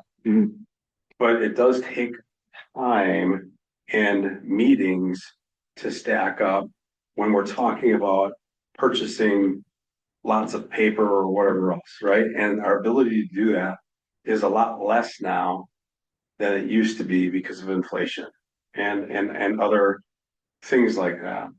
And we're just trying to ask for authority that makes sense for us to continue to do business as we've been doing it to make sure that we're keeping things going, right? If we're going to get stacked up on purchases because the threshold is here and or goes even lower because of communities, wanting us to be tighter on our controls, right? Believe me when I say, like, I trust that. Like, I trust not only my administrative team, but myself to say, okay, we do have to be mindful here of how we're spending. And when I shared with you my goal to cut $500,000, and I brought you from the administrative team near $750,000 worth of cuts for next year, I'm hoping that sends a message to the community that you can trust us to make these kinds of decisions, right? Not decisions over monthly purchases that need to keep us moving forward. And so however you guys want to do it, we will manage it, but it does have impacts on how we monthly run things. Just want you to be aware of that. And if you're okay with that, I'm not disagreeing with you, Jared. Yeah. But what I'm trying to say is, I feel like those impacts are necessary at this time. I think it's for the benefit of the district. If the board feels that way, then that's the way the board feels. And I may have to say then, like, how can we put other things in place then to manage your management decision of that? Because that's going to take extra inventory practices and other things that we didn't have in place to make sure that the flow continues to go where it needs to go. And to that, I would say, I'm okay. Yeah, okay, so what you're saying is we're okay having another position to help us manage that, because we don't have enough trust that, that the administration's managing the flow of goods and services in an appropriate manner. I don't know that I would say it in that particular. So that's what it's sounding like you're saying. I'm trying to get clarification. So May I just for a moment, is there a way that we could take a look at, or would it be helpful to look at data to say 15% of our purchases fall under 15,000, 25% fall under 40,000. So that way we're taking a look at how many financial decision impacts we've had historically over the past year. Because if we're, it's different if we're looking at 3% of purchases versus looking at 50% of purchases. Because to your point, at 50%, the maximum impact, I think would stretch a lot further. And that would tell a different story. I think without knowing how many of each of these purchases there are, I mean, is every purchase we do over 15K? I don't know that currently, and maybe is that something that Sarah could help us understand? And would that then, set us up for better success to determine what that threshold is? Is it 40? Is it 20? Is it 15? By looking at the data. Sam, did you have anything? No, I very much fall in line with your thought there. I don't think that it's a huge difference between 20 and 15 as far as the number of individual purchases that are being made in that way. I agree that I think that, I think it would be a show of good faith towards the community to have that additional thing there. The reason I raised my hand earlier was when you mentioned having an additional position to help manage that. Is there a specific position that manages keeping track of the $20,000 purchases currently? Yeah, we have a whole bunch of people doing those kinds of inventory things and getting things out to buildings and so on. What tends to happen, okay, and I'm not saying that this is a conscious choice to get around authority, right? But what will tend to happen is, in order to stay on top of things and not have to clog things up by going to a meeting and whatever else, what's going to happen is instead of ordering $40,000 worth of toilet paper in one order, right? What's going to happen? They're going to do 3 orders over 3 months, right? And but previous policy it specifically prevented that from happening, because that's 15, that would be over $20,000 in aggregate. So that would have had to come to the board for approval. the in aggregate is through one purchase order or one set. No, that was an aggregate. Because we don't always do that with Well, then, purchases. well, then that's, I mean, if we look at how we order paper, I don't know how many months we order paper. but usually paper is a specific contract for the paper purchase. And that's been approved differently. And again, I mean, it's better to have Sarah and you guys through fiscal or the whole board have this conversation. She wasn't here tonight because we were assuming that we were just doing final polishing over something that had a number of conversations. And again, if the conversation you guys feel needs to change, it can change. I'm just worried about what the impacts are on the daily operations of the business office, because I don't deal with that. Sure. I don't deal with purchasing unless it gets to a very large approval that I need to, or a certain time of year approval. Like this time of year, I'm starting to be on approvals because we're coming towards the end of the budget cycle, right? But that's, I deal with the purchases the board makes or my office, which our budgets are very small comparatively, right? Yours and mine. So I think she should be here for that conversation. Sure. And we should kick it to a bigger conversation. Should we want to move away from? I think that conversation could be had at the board meeting. And I would recommend that this moves forward with a $15,000 threshold for those amounts. minus the other amounts that are, indicated here. What does the committee feel about that? I think you should add it with the one. I mean, it goes before the full board for discussion, but with the recommendation of the amounts of $15,000 for the threshold versus the 40. What do you I'm think? just trying to look back through to see if I can find the prior policy that, There was actually several of them under fiscal.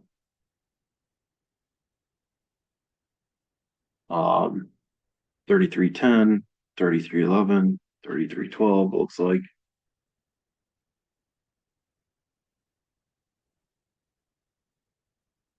I would really like to hear from Sarah. Like I said, just data points on how many we currently have, so what would that do from a time perspective? So Jared, to your point, if we have, 20,000 transactions every year that are north of 20,000, and that's going to make it 60,000, then what is the time delta for going through that again, just to ensure that we have the bandwidth with our current team without having to consider another position, or would we have to? It would just be Yeah, helpful 'cause- for me. Again, I don't know that, and I don't know all of the discussion points that fiscal had. When they talked about this during their time either. So, Yeah. Craig, you were on fiscal, I don't. Yeah, I don't I don't what discussion points you had. I don't remember, I mean, I hear that, yeah, there's a desire to increase it and because of inflation. I understand that, there's a desire to increase it. Unfortunately, we're all gonna have to work a little bit harder. We just are, and I think that this is, one of those things that we're gonna have to do to weather through that storm. Is this gonna be a first read or a second read item? This would be a first read item. Okay, Yeah. because I wasn't able to find it when I just went through like the last year of fiscal and policy, and I couldn't find another instance of it. So, Hmm. I mean, if it goes as a consent agenda item Yeah, and it's just a first read, I mean, I see what you're saying. Put it in there, put in the proposal about the adjustment to 15,000 to open up the discussion. That can get pulled out. We can talk about it. I would imagine that we can have a member of administration there to discuss it, and then, then we can kind of think about it. It goes back for a second read anyways to fiscal, Right. so right, that seems reasonable to me. I don't see what the harm is in doing it that way. That seems like it creates the Yeah. greatest opportunity to kind of feel that out. absolutely. Dan? I'm gonna echo Charity's point and Jared's point. Let's have data to talk about, so we have a data Sure. based decision, not an emotional based decision, because there's a lot of emotions that are running through, especially from the financial piece. So what we don't want is, we don't want to lower the threshold and then have more work and more time spent, because that also equates to money. So we just want to make sure that we're saving. What's the cost benefit analysis Right. for both? Correct. I think also, having fiscal, share again their rationale and what things they thought about or were talking about. Moving it forward, Would be good. We still have fiscal meeting yet this month. right, that's what I'm saying, like. But yeah, I'm in support of moving it forward with the 15,000. And then we can have that discussion with the full board. Lord. That's what it'll take to move it forward, but I do have hesitations without looking at any data. So I Sure. think that I would want to see the data before making a final decision. So. Yeah, I mean, data is that we're on a budget crunch. That's the way I look at it, and Within a budget crunch. it is, yep. So, So then at the board meeting, can we please have the data for that? Can we please have a summary from fiscal? Because not every board member sitting at the board's table this next month will have had that information. So to Sure. give all of the backstories Mhm. from there would just give a full picture. I haven't been to any of those meetings. We have 2 new board members coming into the seat. Charity hasn't been. So there's half the board that didn't have all of the decision-making points going forward. So that would just be really helpful. Sure. Thank you. Is that feasible for us to have some of that information there at the board meeting? I don't, who would be the best person to ask? I don't know. I mean, here's the thing. I can tell them to stop doing whatever and say, have the information ready. You know, and if there's specific interests, especially in, Sarah, and this obviously is in her purview, right? It's important she's gonna have the information there, right? Sure. And so, that tells you the level of importance of it, if she drops everything she has to do to bring the information. I'm more interested in the conversation of how we can make something happen than how we cannot make something happen.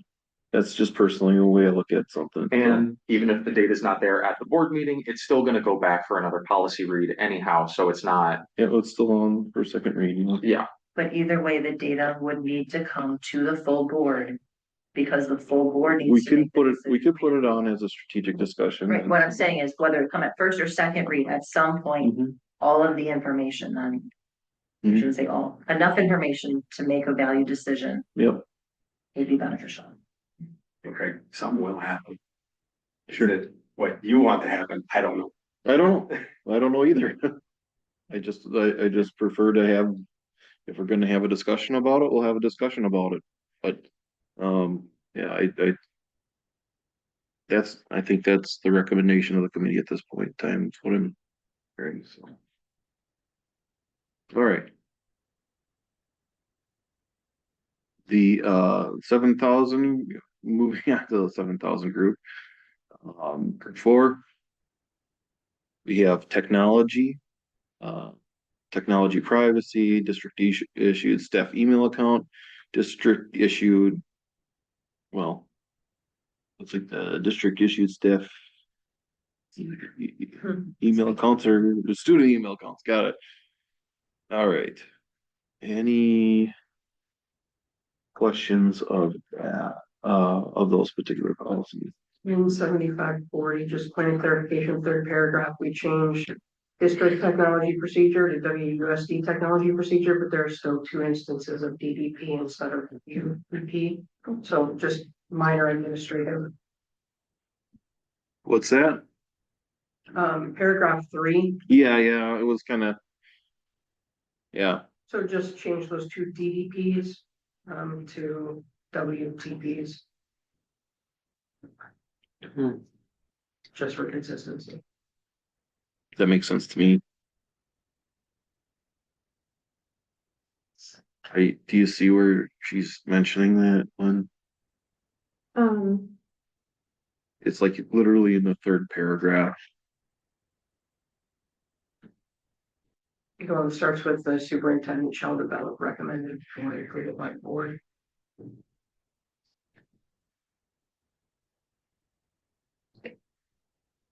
Oh, there it is. Yeah, got it.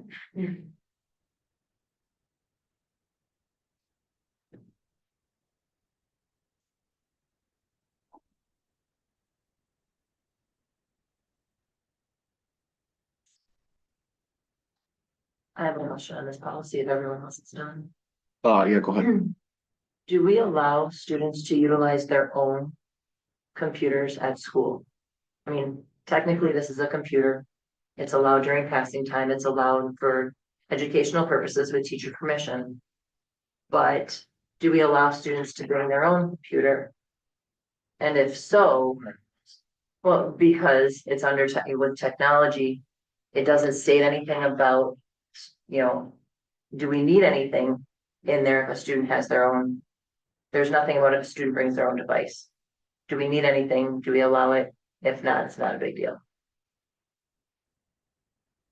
No, we don't generally allow that to happen. Most instances, we try to make a provision for what they need to have happen. For instance, we've had like a student who wanted in their IEP the use of their own cell phone. We got down to the crux of the issue. It was like, what kind of apps are calming apps and whatever else. And we said, okay, well, we're gonna understand that, and we're gonna make sure that you have those apps available to you, but it's gonna be on a device that we can control. Yeah. So Right.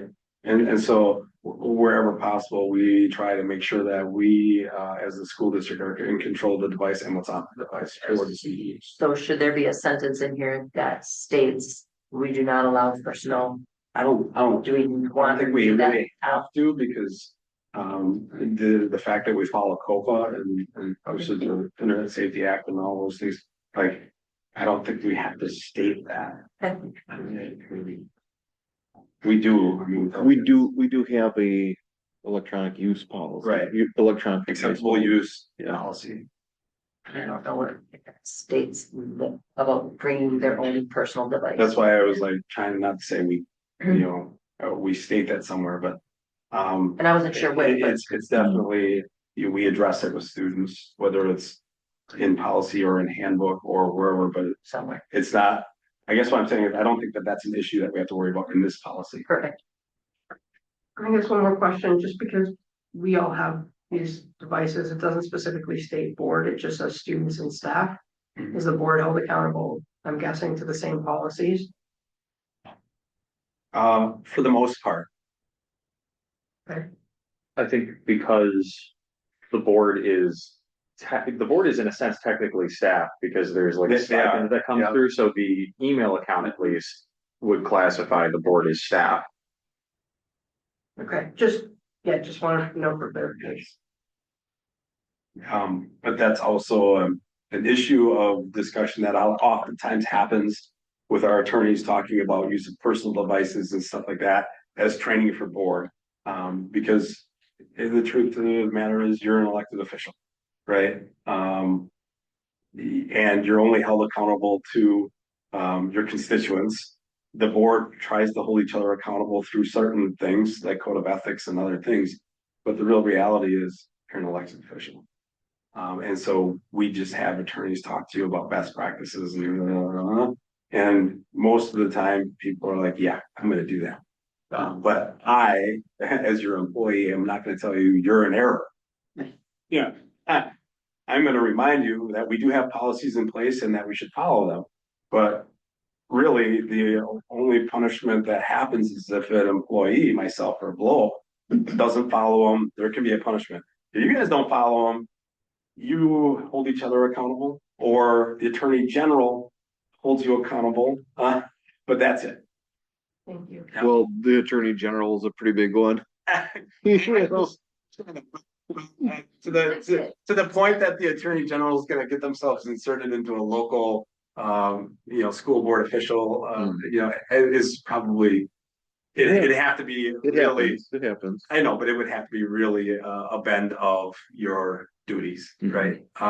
And what you're doing. So I don't think they're going to do it over a personal electronic item that you're using. All right. Because you're flagrantly not using older records. Is there another particular, any other discussion on that particular policy or any of the other 7,000 group policies? I think the only one that I had was in the 7540.06 to district staff email account. It does say something specifically in there about going through the staff and board members shall satisfactorily complete training annually. Is that something that happens as part of planning? Is that something that happens, just first off at onboarding? Is it something that is, I know we've been getting a lot of emails about two-factor authentication and things like that, but as it relates to formal training, if we are held accountable to training on the email system annually, just wondering where that takes place. Good question. And do we feel it's required, or can we modify the board member to onboarding? New board member onboarding and say, if you know what you're doing when you get started, one could logically say that you'll continue to know what you're doing unless something comes up with two-factor and then it's an as-needed basis. Not that complicated, I know this is probably lower priority of the policies we discussed, but just seeking to understand. Well, I'm glad you brought it up because I didn't catch that and Yes, you remember. Right.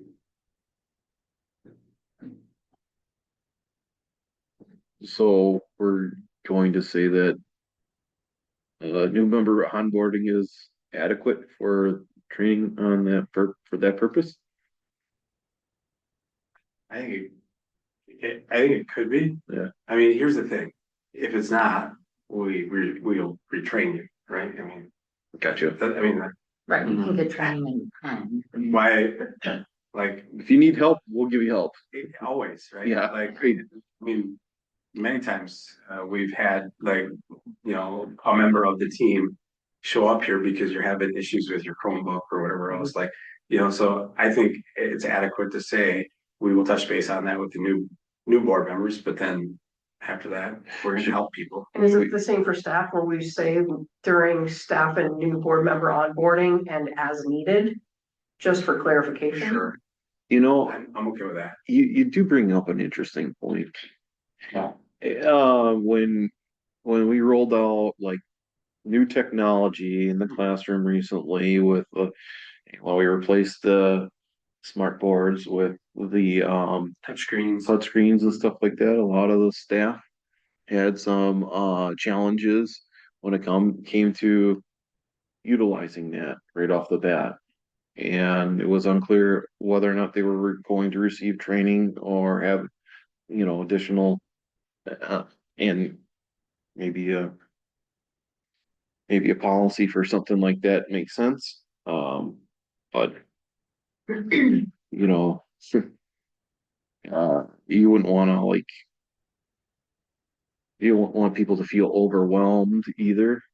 And it's satisfactorily, so it's to the satisfaction of the person receiving the training and to the satisfaction of the person providing training. So Right. Yeah. if anyone feels like it is not satisfactory, they can request more training.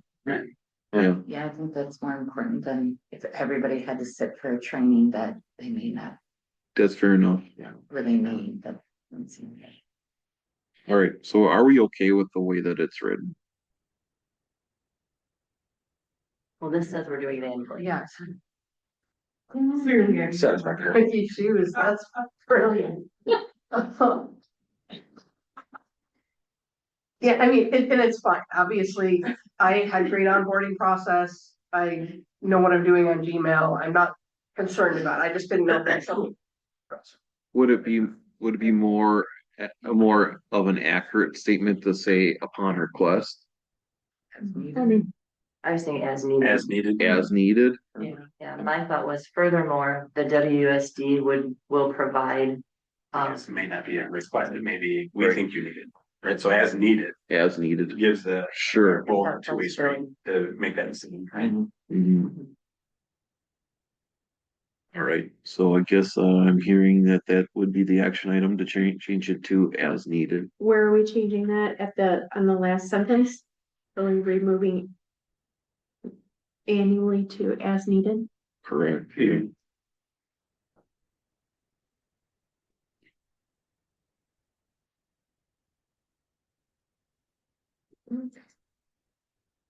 Any other questions? For the 7,000 series?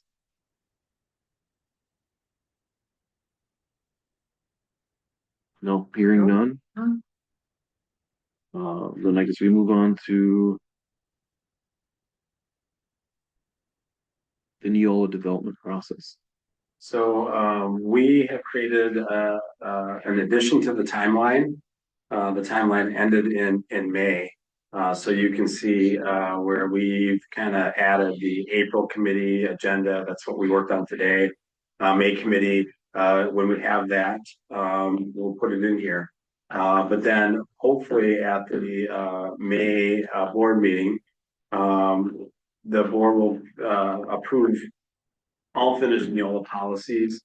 And at June, we'll be able to basically approve the book.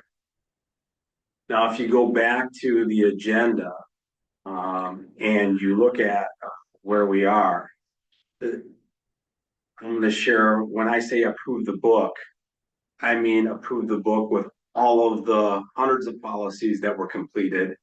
What won't be in that book, most likely, is at least I think it's a little less than 20 policies that we put in a parking lot. And you're going to see those as Neola policies move to parking lot, that list. Okay, because those are the ones that we said we need to have further in-depth conversation about, right? And we will continue to have that all the way through, December and as we're moving forward, we're gonna start getting Neola updates for us to continue to look at twice a year. So those will be the ones that won't be in the whole finalized book.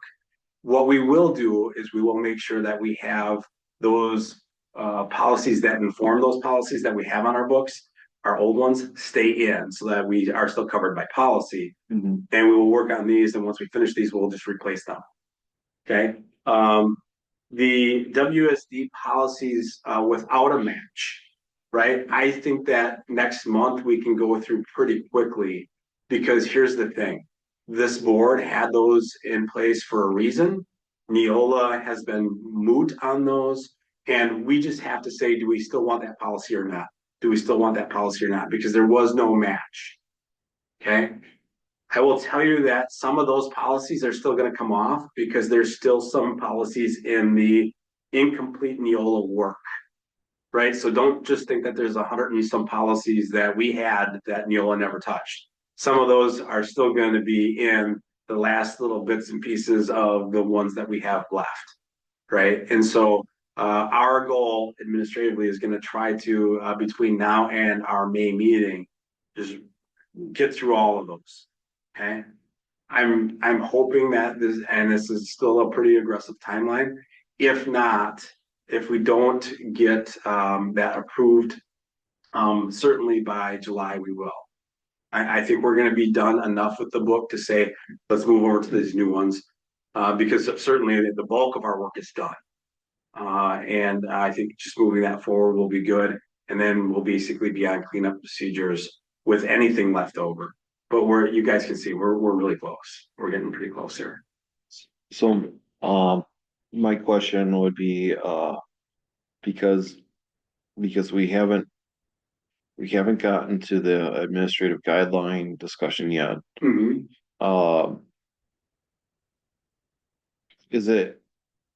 Am I hearing you say that you'd be comfortable being able to move forward and communicate out to the staff?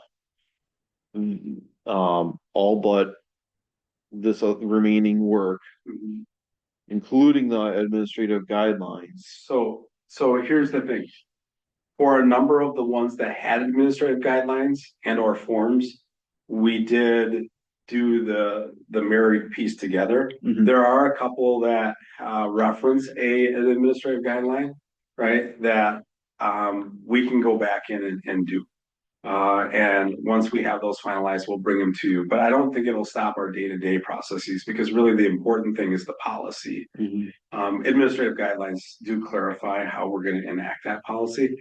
And then there's going to be some administrative guidelines that we maybe had as process and procedure that we want to move forward and put into administrative guidelines ourselves that Neola didn't even address. We will continue to have those, but by December, we'll have all of that in place. But again, they usually just clarify a process that's set in policy, right? And I think that we can move forward with the policy and then clear up the process documents that we need to Okay. between now and December. I just don't want us to keep going under the old book. We've done too much work and we're trying to communicate all of that and have been communicating that. As a matter of fact, we've been departing from some of those old policies Yeah. a little bit, just in practice and knowing that we're going to catch up because the policy will be in place. Right. And so it's going to be a transition period. So then into that. But I want to be able to for sure tell people what thing is the rule that we're going by, the policy, right? So I think, cause I don't know my position, whether I'm going to continue as a policy chair or not, or who the next policy chair is going to be. But I feel it would be advantageous to identify some of those parking lotted policies that are of particular interest to the board. Mhm. So that would be communicated, discussed at the next, policy meeting.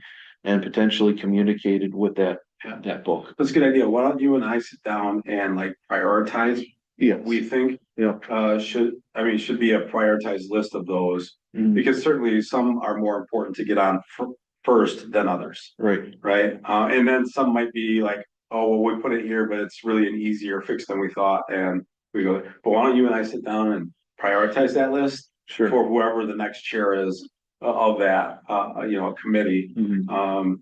Diana and I have been doing some similar things around planning, like, what's the bulk of the work that's sitting here? Should she not be chair of planning and so on? Sure. I think Sarah's doing the similar work with fiscal, and I don't know, Margaret, if you're doing that work with the chair of HR or not, but I know that we have our lists. Mike was Right. interim chair of HR anyway, so that was kind of a different. Yeah, he was in our chair. We all have our lists, but Sure. this one specifically, we need to really prioritize like those. All right. And the other thing I will say is we're always gonna have policy work. Right. There's never gonna be a finished, but there is, let's be finished with this process of the move over, and then we can always improve our policies as we keep going. Bringing in resources and other documents and other things that we're thinking about. And like you said, as time changes, policies have to change. Mhm. So, those are things we need to think about. Diana?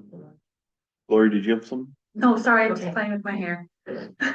Sorry, I'm linear sequential. I need a Sure. little more clarification. So in May, it's any policy left in unfinished, so that would be left in the parking lot, right? Is that correct? Anyway, Yes. there's policies that need to be finished, right? That would be May or the May board meeting. Some are in the parking lot, some are. Some are correct. So unfinished, May. We typically have a first read and a second read as required, so that would put those in July. How can we approve the policy book in June if they need to go through 2 reads? May and June. So second read, so Those just won't be it could be approved at the end of June. Got it. Thank you. I just sometimes need to talk it out loud. And if they're not done, they don't need to go in there, right? That's right. They just will be Right. missing. To make sure we I'm work. just saying, prove what we have finished. In June, like, if there's Happens first. if there's one of these policies, right, that we're working on that needs carryover. Again, let's not hold the whole policy book up of hundreds of policies No, because of a few stragglers, right? my brain Let's wasn't just thinking move Yeah. people forward. approve it, book it approved, and then we do it right after. Yeah. So that was my error and Yeah, and honestly, the reason I'm saying that and I'm hoping that we can commit to that is our administration is really wondering like Where are we saying on?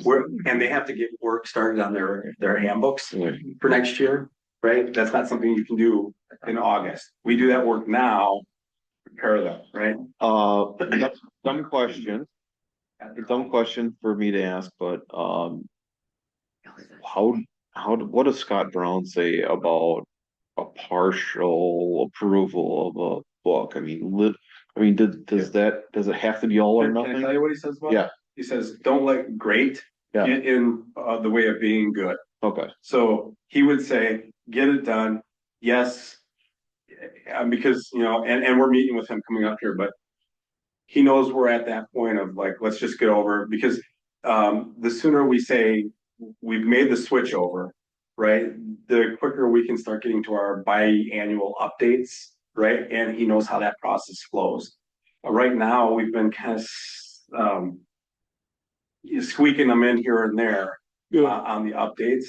And it's been basically, I don't know a better word, making our process jankety. It's, I just don't know another word for like, yeah, not stopping our process, but disjointed, it's not, disjoining it or whatever, disrupting. It's been disruptive to our process. And really what we want to do is say, yes, we've got the bulk of that work done. We're here. And we're now on a process of biannual renewal. As we're on that process, we're going to finish up the crumbs. sure.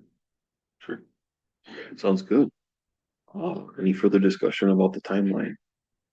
Does that answer all your questions about timeline, Danny? I know And I figured like the discussion was coming in. Well, and the reason I put those out there, and I do this with any committee, is that way whomever is presenting know kind of where the gaps in my thinking are. So, and Jared did a nice job and typically you have those, but I wasn't sure if I'd be here or not, so that Sure. I can just go back, watch the video and 9 times out of 10, all of those questions are answered, and then you don't have to worry about Mhm. asking them again at the full board meeting. So by Jared already knowing those, he answered 95% of it, Sure. which I anticipate probably what I would. Okay. Any other questions? All right. As I completely X'd with my agenda, sorry about that. Do we have any, I mean, obviously there's, we have future planning discussion. We kind of covered that with the development process. We have a number of, past action items, under number 5. I will work with, individuals that are mentioned here to clean up some of those loose ends. I didn't know what the outcome of the election was and how that was going to impact some of this stuff, so that's kind of where I left it at that point, so. On the past action items, there is a bullet point that says Fred Yant and Jason Whitaker along with administration, so we would need to figure out. Yeah, It's been done. It's Just now. Okay. that one was completed today, more or less, yeah, Months. yeah, good point.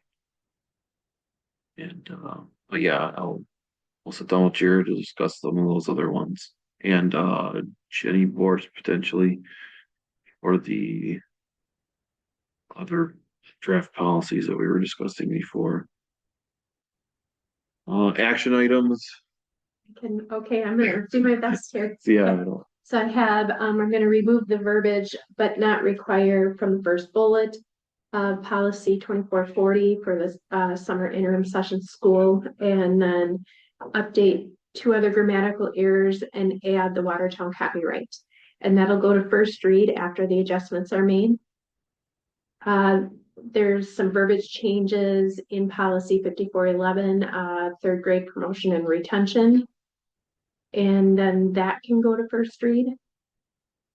Replace, I'm going to be replacing the word shall with the word may in policy 2421, career and tech education program, and then move bullet points A through C up to be included in A through F, creating bullet point G, H, and I. I also have to remove verbiage in parentheses in the last paragraph.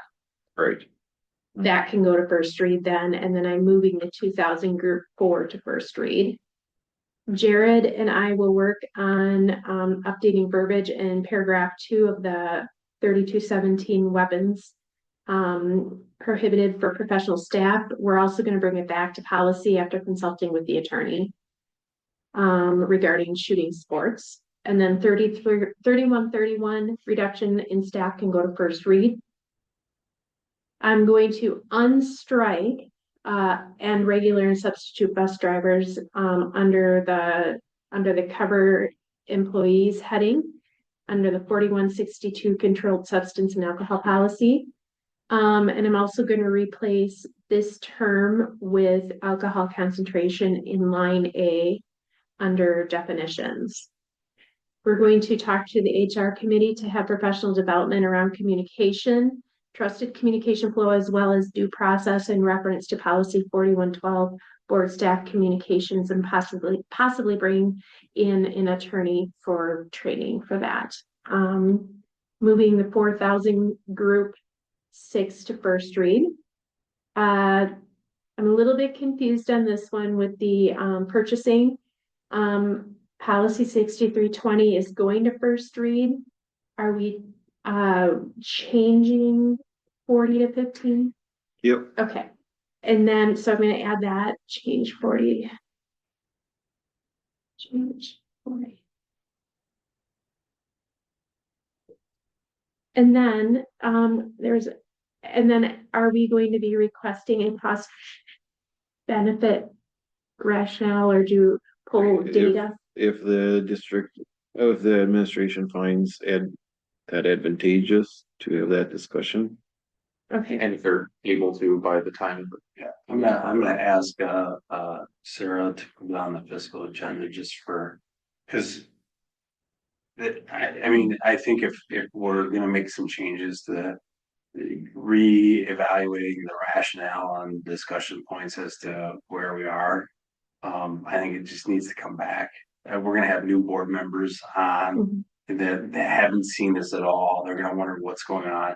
I just think it's important that we share that information forward. okay, so we're actually gonna bring it back to policy and not move to first. No, Oh, we're gonna have fiscal add some information oh, okay. to the I mean, like, it's gonna come up for discussion. I want them to make sure that they're prepared to say why they made the suggestion they did, Okay, right? I gotcha. mean, you know, Okay, just wanna make sure that there's, they're the ones who weighed in on it and did the ask, right? And had everything up to this point.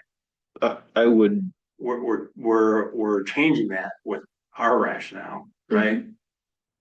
They need to be able to be prepared to share their rationale. I would, if I can make a suggestion for the full board agenda that this should be a strategic discussion at the full board meeting then. That's the way. I think probably, I mean, instead of just, you know, having a person pull it, maybe just putting it out there for a discussion point is probably better. Yeah, Right, having Yeah. a strategic discussion around it, because that's Right. what we do. And then whatever, I mean, that might be even, they might even kick it back again to policy or to fiscal or whatever. I don't know what they're gonna do. Right.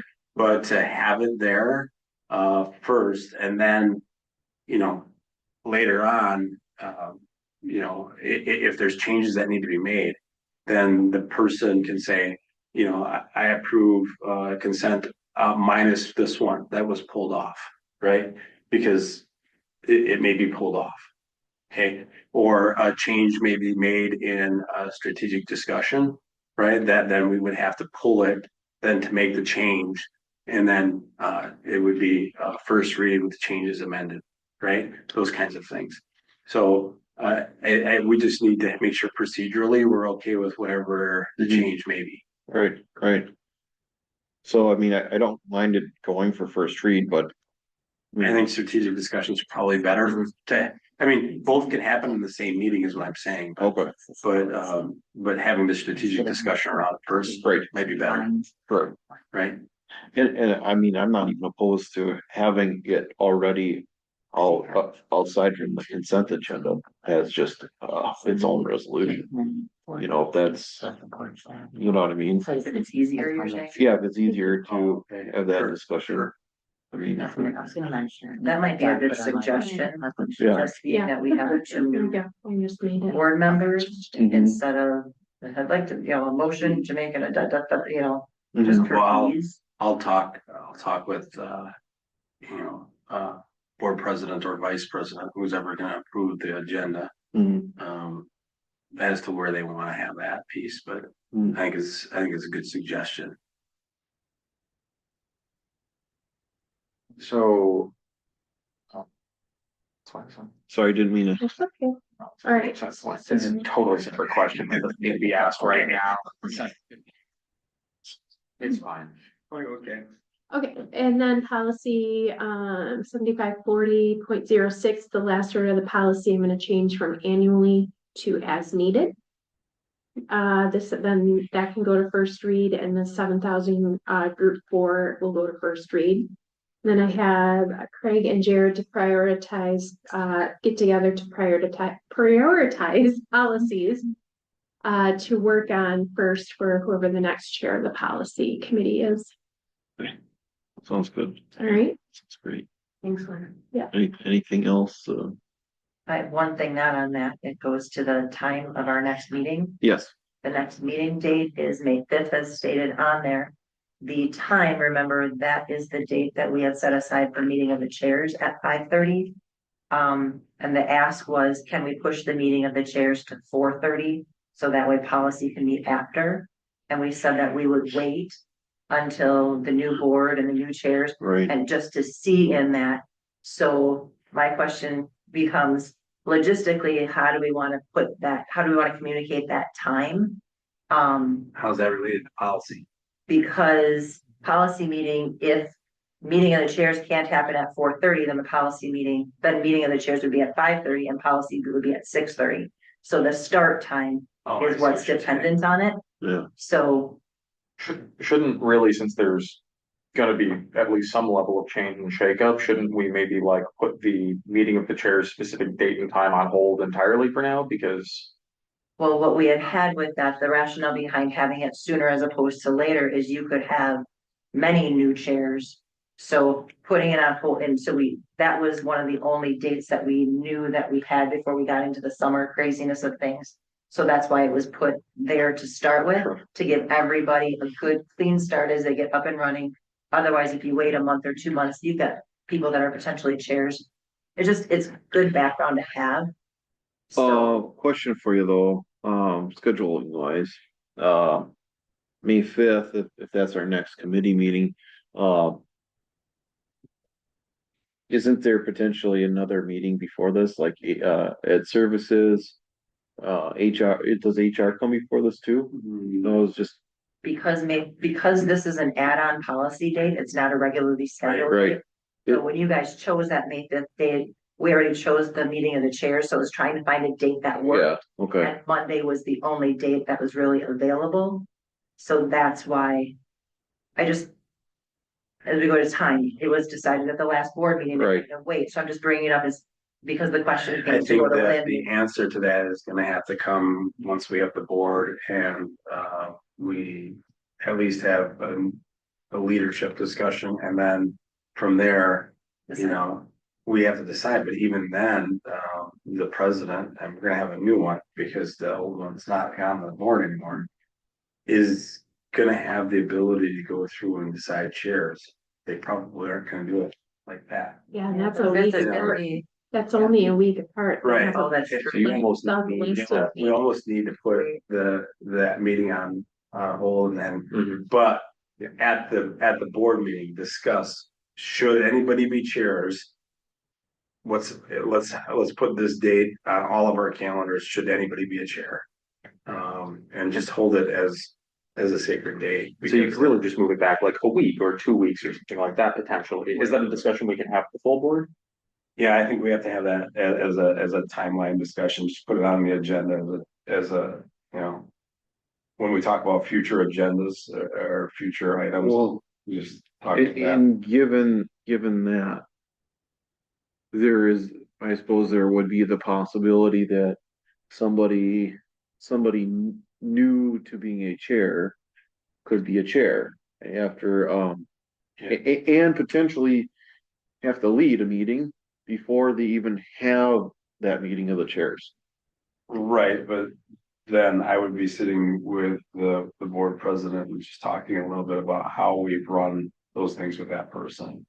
You know, Sure. just say, hey, you know, we know this is your first one, you haven't had any really formal training or discussion is how we do these as chairs, but here's some information about how we generally run them.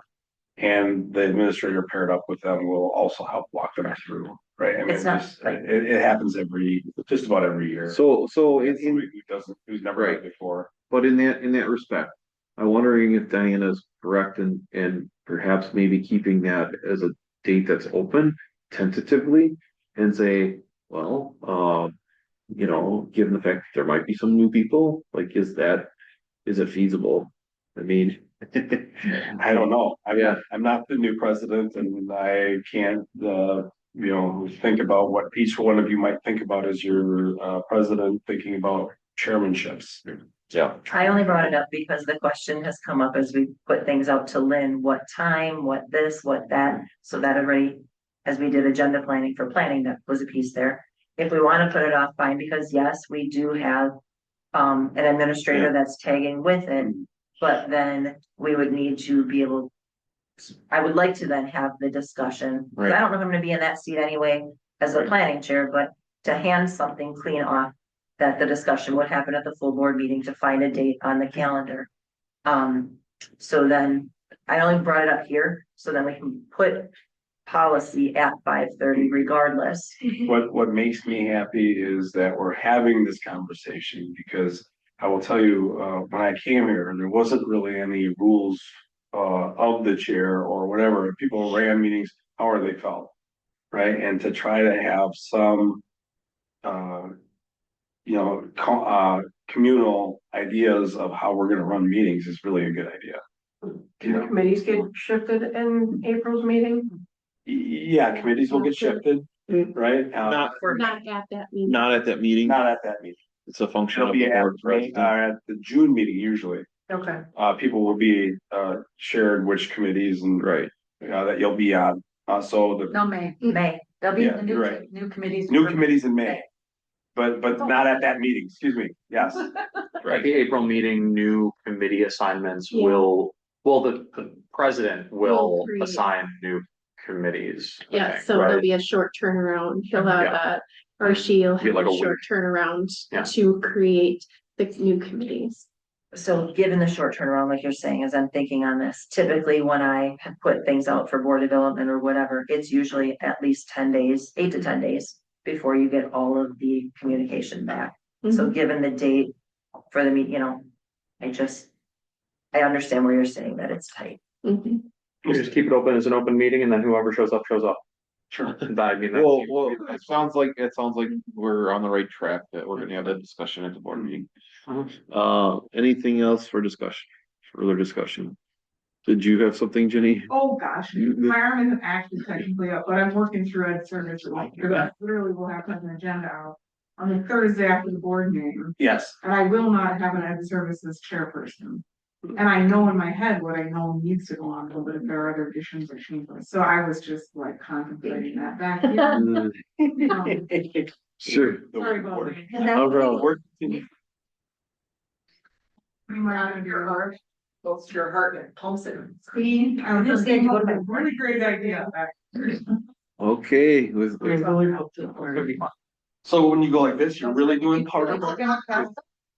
without any further discussion, we are adjourned. All right. We stand adjourned. So well, just done. So. We were, well, approving the agenda, so who's gonna approve the agenda this one? I guess it would be Mike, because he would be vice